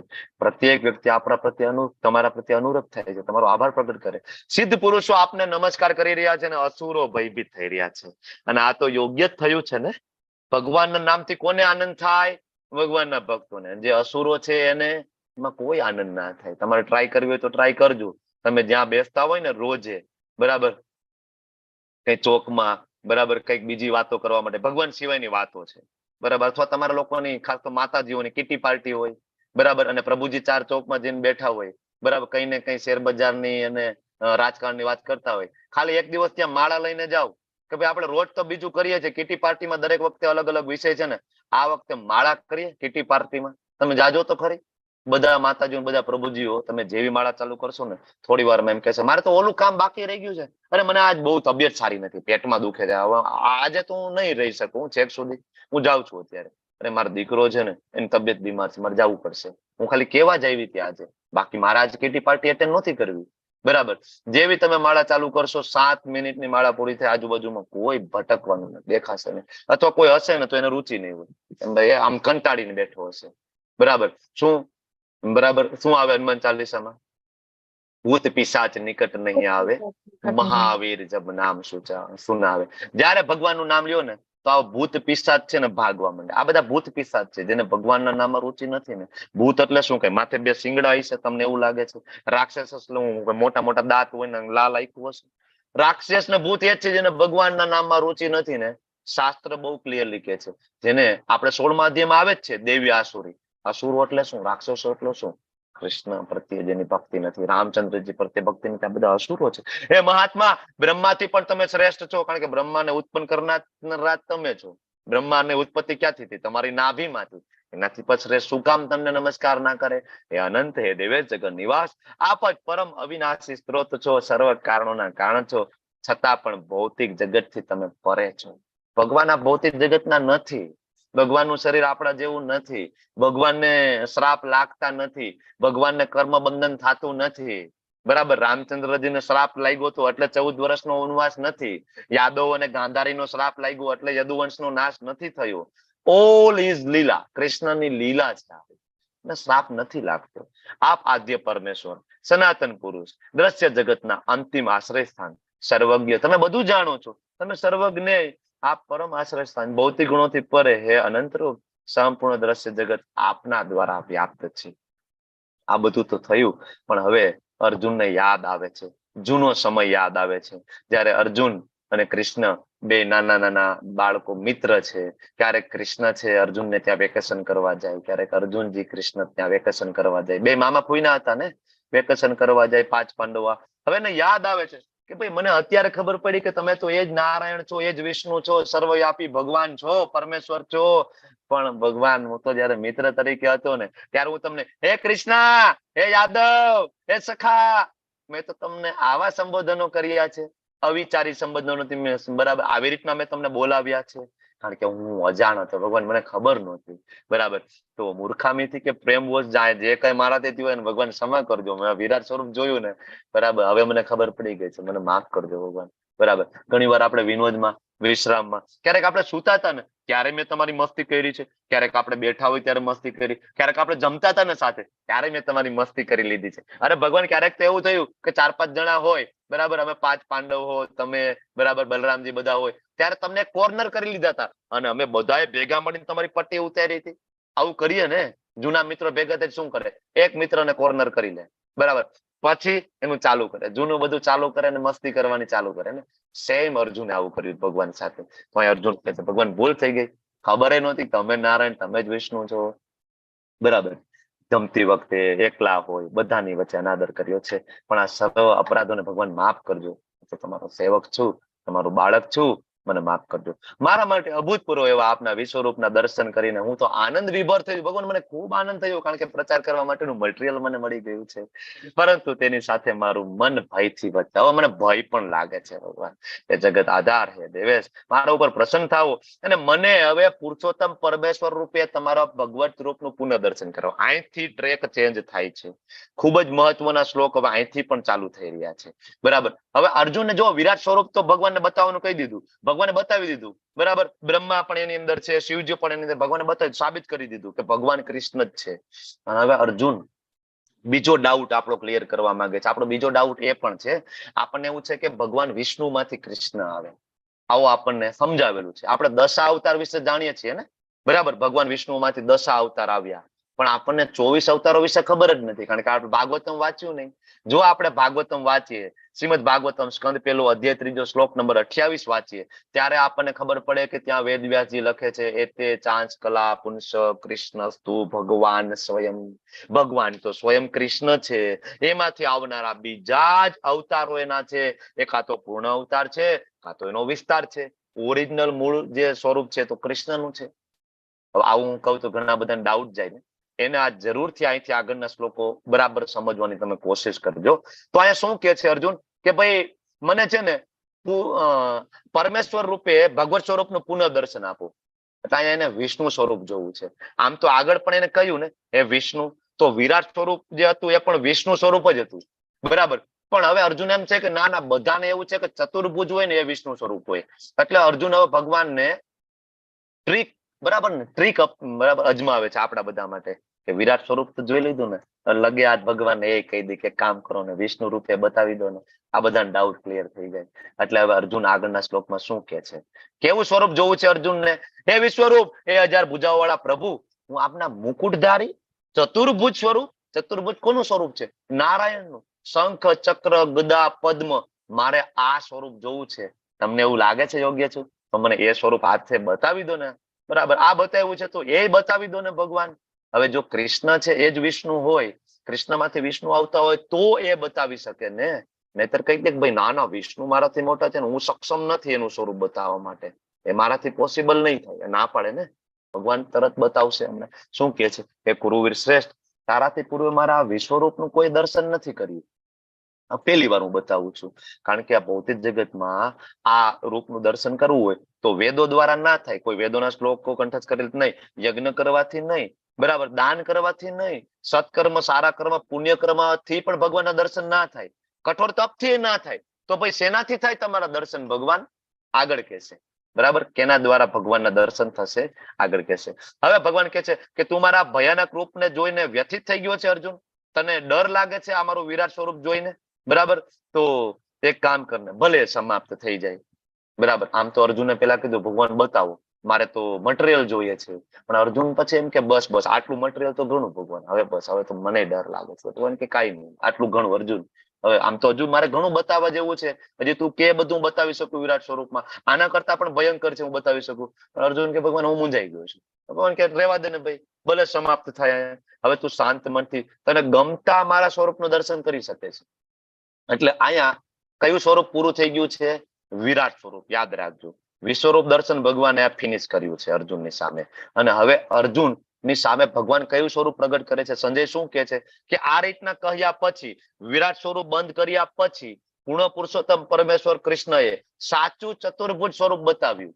સાચું ચતુર્ભુજ સ્વરૂપ અહીં એટલા માટે લખ્યું છે કે વિરાટ સ્વરૂપ ટેમ્પરરી છે, ચતુર્ભુજ નારાયણ સ્વરૂપ છે એ આ ભૌતિક જગતમાં છે પરમેનન્ટલી, બરાબર. એમાં મહાવિષ્ણુ, ગર્ભોદક્ષાય વિષ્ણુ, શિરોદક્ષાય વિષ્ણુ, પરમાત્મા જે કઈ કહેવાય બધા ચતુર્ભુજ નારાયણ સ્વરૂપ એ ભગવાનનું સ્વરૂપ છે, બરાબર. એ ટેમ્પરરી નથી, બરાબર. ધ્યાન કરીએ તો ધ્રુવ મહારાજને પણ ચતુર્ભુજ નારાયણ સ્વરૂપે દર્શન થયા, દેવકીજી વસુદેવજીને પણ ચતુર્ભુજ સ્વરૂપે દર્શન થયા, પણ વિરાટ સ્વરૂપ ટેમ્પરરી છે. એટલે કે છે સાચું ચતુર્ભુજ સ્વરૂપ બતાવ્યું, બરાબર. અને પછી કયું છેલ્લે સ્વરૂપ બતાવ્યું? તો કે છેવટે પોતાનું દ્વિભુજ રૂપ બતાવી અને અર્જુનને ઉત્સાહિત કર્યા. હવે જો વિરાટ સ્વરૂપ પૂરું થઈ ગયું પછી વિષ્ણુ સ્વરૂપ પણ પૂરું થઈ ગયું છે હવે, બરાબર. ચતુર્ભુજ પણ બતાવી દીધું ને. હવે છેલ્લે કયું સ્વરૂપ ચાલે છે અત્યારે એની સામે? દ્વિભુજ. દ્વિભુજ શ્યામ સુંદર મુરલી મનોહર સ્વરૂપ જે છે ને, હવે એ સ્વરૂપે ભગવાન અર્જુનની સામે ઉભા છે. અને જ્યારે અર્જુનને ભગવાન કૃષ્ણને તેમનું મૂળ રૂપમાં દર્શન થયું, મૂળ રૂપમાં દર્શન થયું એટલે કયું મૂળ રૂપ અત્યારે સામે ઉભું છે? 2 હાથ વાળું. હવે અર્જુન પોતે પણ કહેશે કે મૂળ રૂપ એટલે કયું છે. ત્યારે તેમણે કહ્યું કે જનાર્દન, આપનું આ અત્યંત સુંદર છે. પેલા વાળું રૂપ બહુ સુંદર નથી, વિરાટ રૂપમાં મને સુંદરતા નથી લાગતી. મનુષ્ય સમાન રૂપ, ભગવાન મનુષ્ય નથી, મનુષ્ય સમાન તમારું આ જે 2 હાથ વાળું સ્વરૂપ છે ને, જેમાં બંસી છે, હાથમાં વાંસળી છે, આને જોઈને હું સ્વસ્થ ચિત્ત વાળો થયો છું અને મારી મૂળ પ્રકૃતિ પ્રાપ્ત થઈ છે. તો મૂળ સ્વરૂપ કયું? ઓરિજિનલ સ્વરૂપ કયું છે? બરાબર. દ્વિભુજ શ્યામ સુંદર મુરલી મનોહર સ્વરૂપ. એમાંથી કયું સ્વરૂપ આવે? એમાંથી ચતુર્ભુજ નારાયણ વિષ્ણુ સ્વરૂપ વૈકુંઠમાં આવે. એમાંથી આગળ કયા એક્સપાન્શન થાય? તો કે પેલો પુરુષ અવતાર મહાવિષ્ણુ, બીજો પુરુષ અવતાર ગર્ભોદક્ષાય વિષ્ણુ, ત્રીજો પુરુષ અવતાર શિરોદક્ષાય વિષ્ણુ, પરમાત્મા સ્વરૂપે. ઘણા બધાને આ કન્સેપ્ટ સમજાતો પણ નથી, ઘણા બધા અવઢવમાં પણ હોય છે, કારણ કે બીજા બધા પાસેથી સાંભળ્યું છે, બરાબર. એવું સાંભળ્યું છે કે વિષ્ણુ છે અલ્ટિમેટ ટ્રુથ છે, બરાબર. પણ તમે ખરેખર શાસ્ત્ર વાંચો તો ખબર પડે. તમે વેદવ્યાસજીનું શ્રીમદ ભાગવત મહાપુરાણ વાંચો તો વેદવ્યાસજી શરૂઆતમાં જ કહી દે છે, બરાબર. આ વસ્તુ ક્લિયર કરી દે છે કે ઓરિજિનલ મૂળ સ્વરૂપ એ કૃષ્ણ છે, બરાબર. મૂળ પ્રકૃતિને પુનઃ પ્રાપ્ત કરી. પૂર્ણ પુરુષોત્તમ પરમેશ્વરે હવે અર્જુનને કહ્યું, શું કે છે અર્જુનને? કે તું મારા અત્યારે જે રૂપને જો, અત્યારે કયા રૂપને જોઈ રહ્યા છે અર્જુન? છેલ્લે દ્વિભુજ ને, બરાબર. વિષ્ણુ સ્વરૂપ પૂરું થઈ ગયું, વિરાટ સ્વરૂપ ફિનિશ, દ્વિભુજ ચાલુ. ભગવાન કે છે અત્યારે તું જે મારા રૂપને જોવે છે અર્જુન, આના દર્શન અતિ દુર્લભ છે, અતિ દુર્લભ છે. અને આ અતિ પ્રિય રૂપના દર્શન કરવાનો અવસર સદૈવ દેવતાઓ પણ શોધતા હોય છે. કોણ શોધે છે? દેવતાઓ પણ. અરે દેવતાઓ નહીં, હું તો એમ કહું કે દેવોના દેવ મહાદેવ છે, એ પણ અવસર શોધે છે ને. માતાના ગર્ભમાં હતા ત્યારે પણ રોજ દર્શન કરવા જાય, ગોકુળમાં પ્રગટ થયા ત્યારે પણ જાય છે ને. અલખ નિરંજન માતા યશોદાજીને કે છે ભિક્ષામ દેહી. માતા યશોદાજી ઘણું બધું લઈને આવે છે ને ભિક્ષા માટે. તો શિવજી શું કે છે? મને તો કાંઈ નહીં જોઈએ. તો શું જોઈએ? આ બધું મને ના જોઈએ, બરાબર. અહીંયા તો ચપટી બબૂત મેં હે ખજાના કુબેર કા, કાંઈ ના જોઈએ માં મારે. તો શું જોઈએ તમારે? હે સંત હે સાધુ, શું જોઈએ તમારે? મને તો તમારા ઠાકરના, મારા લાલાના, મારા ઈષ્ટના મને દર્શન કરાવો. ત્યારે અંદર જાય છે, 5 પ્રદક્ષિણા કરે છે. આ પહેલો પ્રસંગ. બીજો પ્રસંગ, બરાબર છે, તમને રાસલીલા નો યાદ આવે છે ને? રાસલીલા ભગવાન શિવજી સ્વયં જાય છે. મારે રાસલીલામાં પ્રવેશ જોઈએ છે, ગોપીઓ કે નહીં હો ભાઈ. અહીંયા ખાલી સ્ત્રીઓને એન્ટ્રી છે, ઓનલી લેડીઝ, કોઈને. તો કાંઈક તો વ્યવસ્થા કરો ને. હું પરમ ભક્ત છું ને, હું સેવક છું ભગવાનનો, કાંઈક તો વ્યવસ્થા કરો. કઈ વાંધો. પણ અહીંયા સાપ ને બધું નહીં ચાલે, આ સાપ ને ભભૂતિ ના બધું નહીં. તો શું કરું? યમુનાજીમાં સ્નાન કરીને આવો. ગોપીઓ શિવજીને એમ કે છે કે જાઓ સ્નાઈને આવો. પેલા શિવજી કે કઈ વાંધો નહીં, સ્નાન કરીને આવે.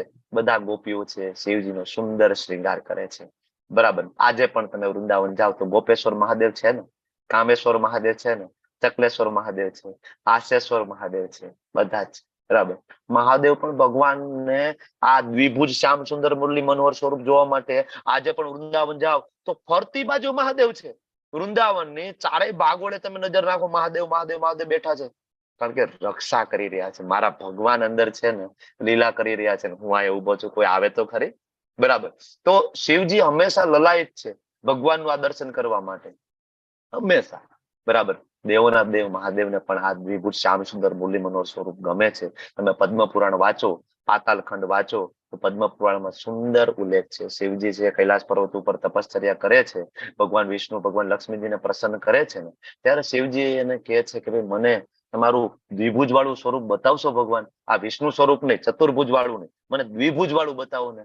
ત્યારે ભગવાન એમ કે છે કે આવો વૃંદાવન, યમુના ઘાટ આવો, હું તમને ત્યાં બતાવીશ. ભગવાન ત્યાં બતાવે છે. આ મારા શબ્દો નથી, પદ્મ પુરાણ પાતાલ ખંડ વાંચી જુઓ તમે, તમને ત્યાં આખી લીલા મળશે શિવજીની. બરાબર. હવે આગળ વાત થઈ કે વેદો દ્વારા નહીં, યજ્ઞો દ્વારા નહીં, તપ દ્વારા નહીં, સકામ કર્મ દ્વારા નહીં, પુણ્ય દ્વારા નહીં, શેના દ્વારા ભગવાન તમને જોઈ શકાય, જાણી શકાય? ત્યારે ભગવાન 54મા શ્લોકમાં એમ કે છે ભક્ત્યા ત્વ અનન્યા શક્ય, માત્ર ને માત્ર અનન્ય ભક્તિ દ્વારા મને મૂળ રૂપમાં જાણી શકે. જો તમારી સામે કૃષ્ણ ઉભા છે, હાથમાં લાકડી છે, સુંદર પિક્ચર છે કે નહીં?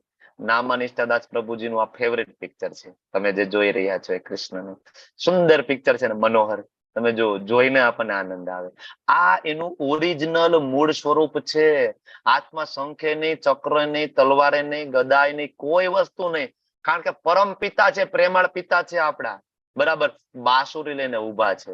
અહીંયા તો ગૌચરણ લીલા ચાલી રહી છે એટલે ગાયો માટે લાકડી લઈને ઉભા છે. બરાબર. આનું ઓરિજિનલ સ્વરૂપ છે ભગવાનનું. ચતુર્ભુજ નહીં, વિરાટ સ્વરૂપ નહીં, પરમાત્મા સ્વરૂપ નહીં, બ્રહ્મ સ્વરૂપ નહીં, ઓરિજિનલ ભગવાન સ્વરૂપ છે. બ્રહ્મેથી પરમાત્મેથી ભગવતીથી શબ્દ છે શ્રીમદ ભાગવતમ. બરાબર. સ્કંદ પહેલો. તો તારી સામે જે ઉભો છું ને, આનું પ્રત્યક્ષ દર્શન થાય. કોઈ એમ કે એ તો એ સમયે પ્રત્યક્ષ દર્શન થતા હતા, હવે થોડા થાય. અરે થયા છે. સનાતન ગોસ્વામી છે ને, એમની સાથે મદન મોહનજી છે ને રમતા હતા. નરસિંહ મહેતા છે ને, એમની દ્વારકાધીશજી વારંવાર એમની સાથે લીલા કરવા આવ્યા. રઘુદાસજી છે ને, જગન્નાથજી એમની સાથે રોજે રમતા હતા. બરાબર. રઘુદાસજી સાથે. બરાબર. રાજકોટના એક રાણી સાહેબા છે, હું નામ ભૂલી ગયો. બરાબર. આજે પણ જસદણની બાજુમાં તમને ખબર છે બાલ મુકુંદજીની ધરાઈ ગામ છે, ત્યાં હવેલી છે. તો ત્યાં નાના એવા બાલ મુકુંદજી બિહારે છે, ત્યાં બરાબર બિરાજે છે. એ બાલ મુકુંદજી જે છે, બરાબર, એ રાજકોટના મહારાજ છે, એમના કુંવરી છે, એમની સાથે રોજ જુગટું રમતા રાત્રે, રોજ. કૃષ્ણ અને એમના કુંવરી, બરાબર, બે સામે સામે બેઠા બેઠા, એક પાસા પેકે, આ બાજુ બીજા પાસા પેકે. બરાબર. આખી લીલા છે. બાલ મુકુંદજીની અહીંયા હવેલી છે. ભગવાન કઈ રીતના પ્રગટ થયા, સુંદર મજાનો ઇતિહાસ છે. તો આ તો હમણાંની વાત છે, હમણાંની, બહુ દૂરની વાત નથી. કૃષ્ણ કહે છે કે હું પ્રત્યક્ષ તમને દર્શન આપી શકું એમ છું, પણ એક શરત છે, અનન્ય ભક્તિ જોઈએ. અનન્ય ભક્તિ એટલે શું? અન્ય કોઈની નહીં. થોડુંક અઘરું છે. આપણું તો શ્રદ્ધા કેવી છે? આપણી શ્રદ્ધા ડિવાઇડેડ છે. હું આની ભક્તિ કરું, આની ભક્તિ કરું, મને આમાંય શ્રદ્ધા છે, મને આમાંય શ્રદ્ધા છે, તો એના દ્વારા ભગવાન પ્રાપ્ત થતા નથી. બરાબર. કેવળ આ જ રીતે તું મારા વિશેના જ્ઞાનને પ્રાપ્ત કરી શકીશ. એ પ્રિય અર્જુન, બે વસ્તુ છોડવાનું ભગવાન આપણને બધાને કે છે છેલ્લા શ્લોકની અંદર. શું કે છે? તો એક તો સકામ કર્મ છોડી દો. જો આમ બધાને શ્રદ્ધા હોય, પણ શ્રદ્ધા કેવી છે? સ્વાર્થ પ્રેરિત શ્રદ્ધા. સકામ કર્મ એટલે પુણ્ય કર્મ. ભગવાન કે છોડો ને ભાઈ, પુણ્ય કર્મથી તમે મન નહીં મેળવી શકો. સકામ કર્મ સ્વાર્થ પ્રેરિત ભક્તિથી નહીં મળે. અને બીજું શું? માનસિક તર્ક વિતર્કો. આપણે બધા પણ ભગવદ ગીતામાં આવે, ઘણી વખત નવા હોય ને તો આપણે બહુ તર્કો હોય. તમે એમ કહો છો કૃષ્ણ ભગવાન છે તો શિવજીનું શું? તમે એમ કહો છો કૃષ્ણ ઓરિજિનલ છે તો ભગવાન વિષ્ણુનું શું? આપણે આવો તર્ક લઈએ, પણ આપણે તર્કનું સોલ્યુશન કરવા ક્યારેય આપણે ભાગવત મહાપુરાણ ખોલીને વાંચતા નથી. એક પછી એક જો ભાગવતમ પહેલેથી વાંચવાનું ચાલુ કરો, સ્કંદ પહેલાથી લઈને 12મા સ્કંદ સુધીમાં પહોંચો, મારી તમને 500% ગેરંટી છે કે તમારા બધા ડાઉટ ક્લિયર થઈ જાય, તમે કૃષ્ણ ભક્ત બની જાઓ. ભાગવતમ મહાપુરાણ એના માટેનું જ છે. બરાબર. કારણ કે વેદવ્યાસજીએ બધા પુરાણોની રચના કરી, ઇન્ક્લુડિંગ શિવ પુરાણ, વિષ્ણુ પુરાણ, બ્રહ્મ પુરાણ, આ બધા પુરાણની રચના કરીને વેદવ્યાસજી દુખી હતા. ત્યારે નારદજી ઠપકો આપે છે કે તમે બધું આપ્યું, 4 વેદો, ઉપનિષદો, પુરાણો, 17 પુરાણો આપી દીધા, મારા ભગવાનનું લીલા ક્યાં છે? પરમહંસોનું મન જેમાં રમે એ જ્ઞાન ક્યાં? કૃષ્ણની લીલા ક્યાં છે? ક્યાંય વર્ણન નહીં, એકે પુરાણમાં નહીં, ક્યાંય નહીં. ત્યારે ભાગવતમની રચના કરીને કૃષ્ણ લીલાનું વર્ણન કરે છે. અને ત્યારે વેદવ્યાસજી છે ઉત્સાહિત થઈને આનંદિત થઈ જાય છે કે હવે હું પૂર્ણ થઈ ગયો. આ જ્ઞાન છે અલ્ટિમેટ છે. વેદવ્યાસજી લખે છે ભાગવતમાં કે સંપૂર્ણ વૈદિક સાહિત્ય, 4 વેદો, 108 ઉપનિષદો, 17 પુરાણો, મહાભારત, રામાયણ, અલ્ટિમેટ બધા ગ્રંથોનો એકમાત્ર જે સાર હોય તો શ્રીમદ ભાગવત મહાપુરાણ છે. વેદવ્યાસજી લખે છે. ઘણા બધા વેદવ્યાસજી રચિત શિવપુરાણને તો માને, પણ એ જ વેદવ્યાસજી રચિત મહાભાગવત પુરાણને નહીં માને. જે ભાગવત પુરાણ દ્વારા એ વેદવ્યાસજીને ખુશી પ્રાપ્ત થઈ એ જ નહીં વાંચે, અધૂરો રહી જાય ને. એટલા માટે એક પછી એક શાસ્ત્ર વાંચવા જોઈએ. ભગવાન કહે છે મારી શુદ્ધ ભક્તિમાં પરાયણ થાવ, જે મારા માટે કર્મ કરે છે, જેનું જીવનનું ધ્યેય હું છું અને જીવ માત્ર પ્રતિ મૈત્રી છે, આ મને નક્કી પામે છે. કર્મ કોના માટે? કૃષ્ણ માટે. ભક્તિ કોની? કૃષ્ણની. સંગ વર્જિત. ભગવાન કહે છે સારું એસોસિએશન રાખો. જો આ શું છે? મત કર્મ, બરાબર, પછી મદ ભક્ત, સંગ વર્જ. ઘણા બધા એમ કે ક્યાં કૃષ્ણ એવું કે છે મારી ભક્તિ કરવી જરૂરી છે? કેટલા બધા શ્લોક છે ભગવદ ગીતાની અંદર. ભગવાન કે છે, અહીંયા પણ કે છે મદ ભક્ત, મારો ભક્ત બની જા. સંગ વર્જિત કરી દે. ભગવાન શું કે છે? સંગ વર્જિત. એવું એસોસિએશન છોડી દો કે જે આપણે ભગવાન તરફ લઈ જતું નથી. ભગવાન ના પાડે છે. રોજ આપણે સવારે મળીએ છીએ અને હમણાં ક્લાસ પૂરો થાય અને હું તમારા બધાનું નામ જોગ આભાર પ્રગટ કરું છું, એવરી જેટલા હોય એનું, બરાબર ને? શું કામ? તમે બધા સાથે મળીને મને સંગ વર્જિત કરાવી રહ્યા છો રોજ. કારણ કે તમે બધા આવો છો એટલે હું ક્લાસ લઉં છું. અને જો આ ક્લાસ ના લેતો હોત તો અત્યારે હું કંઈક બીજું મોબાઈલમાં મટતો હોત, ઇન્સ્ટાગ્રામ, ફેસબુક, મૂવી જોતો હોત, બરાબર, અથવા તો કોઈક મારા મિત્ર સાથે ગપ્પામાં, અથવા તો મોડો ઉઠે, શાંતિથી ઉઠીને 9 વાગે મંગલા આરતી કંઈ કરવું નથી. પણ તમારા બધાના કારણે મારી મંગલા આરતી થાય, રોજ ભગવદ ગીતાના ક્લાસ હું લઈ શકું, પારણ તો તમે બધા શું કરો છો? આપણે બધા એકબીજાને શું કરીએ છીએ? સંગ આપી રહ્યા છીએ અને ભૌતિક સંગને વર્જિત કરી રહ્યા છીએ. અને 3 વસ્તુ બહુ જ મહત્વની છે: શાસ્ત્ર, સાધુ સંગ અને સાધના. આ 3 પાયા છે, બરાબર, જે આપણે એકબીજાને આપી રહ્યા છીએ, બરાબર છે. તો આવું કરતા કરતા શું થશે? ભગવાન કે નક્કી મને પામશે. હું તો ગેરંટી આપું છું. કૃષ્ણ કહે છે આ સાથે આ 11મો અધ્યાય, જેમાં ખૂબ જ એવા ગુડ કન્સેપ્ટ આની અંદર છે. ઘણા બધા ભગવદ ગીતા વાંચે પણ આ ગુડ કન્સેપ્ટ ને સમજી નથી શકતા કે ભગવાનનું મૂળ સ્વરૂપ કયું છે? વિષ્ણુ સ્વરૂપ છે, વિરાટ સ્વરૂપ છે, કે કૃષ્ણ ઓરિજિનલ સ્વરૂપે છે? આખી ભગવદ ગીતા વાંચીને પૂછો ભગવાન કોણ? તો કૃષ્ણ ઐતિહાસિક પુરુષ છે, ભગવાન નથી. એના મુખે જે ભગવદ ગીતા કોને બોલ્યું? તો કે એની અંદર શિવ બાબા પ્રવેશી ગયા હતા, એને ભગવદ ગીતા બોલી છે. એની અંદર પરમાત્મા પ્રવેશ કરી ગયા હતા, એને ભગવદ ગીતા બોલી છે. ભગવાન બહુ ક્લિયરલી કહે છે ભગવદ ગીતાની અંદર, હું જ ભગવાન છું. મત પરતરમ ન અન્યત કિંચિત અસ્તિ ધનંજય. એ ધનંજય, તે અર્જુન, તું જાણી લે કે મારા સિવાય બીજું કોઈ પરમ તત્વ, પરમ ઈશ્વર નથી, તે હું જ છું. આપણે માનવા તૈયાર નથી. પરમ પિતા સ્વયં આવીને કહે છે તો પણ બધા ખૂબ શાંતિપૂર્વક સાંભળ્યો. તમારો બધાનો આભારી છું. વાંછા કલ્પતરુભ્યશ્ચ કૃપા સિંધુભ્યૈવ ચ પતિતાનાં પાવનેભ્યો વૈષ્ણવેભ્યો નમો નમઃ. હરે કૃષ્ણ કૃષ્ણ કૃષ્ણ હરે હરે, હરે રામ રામ રામ હરે હરે.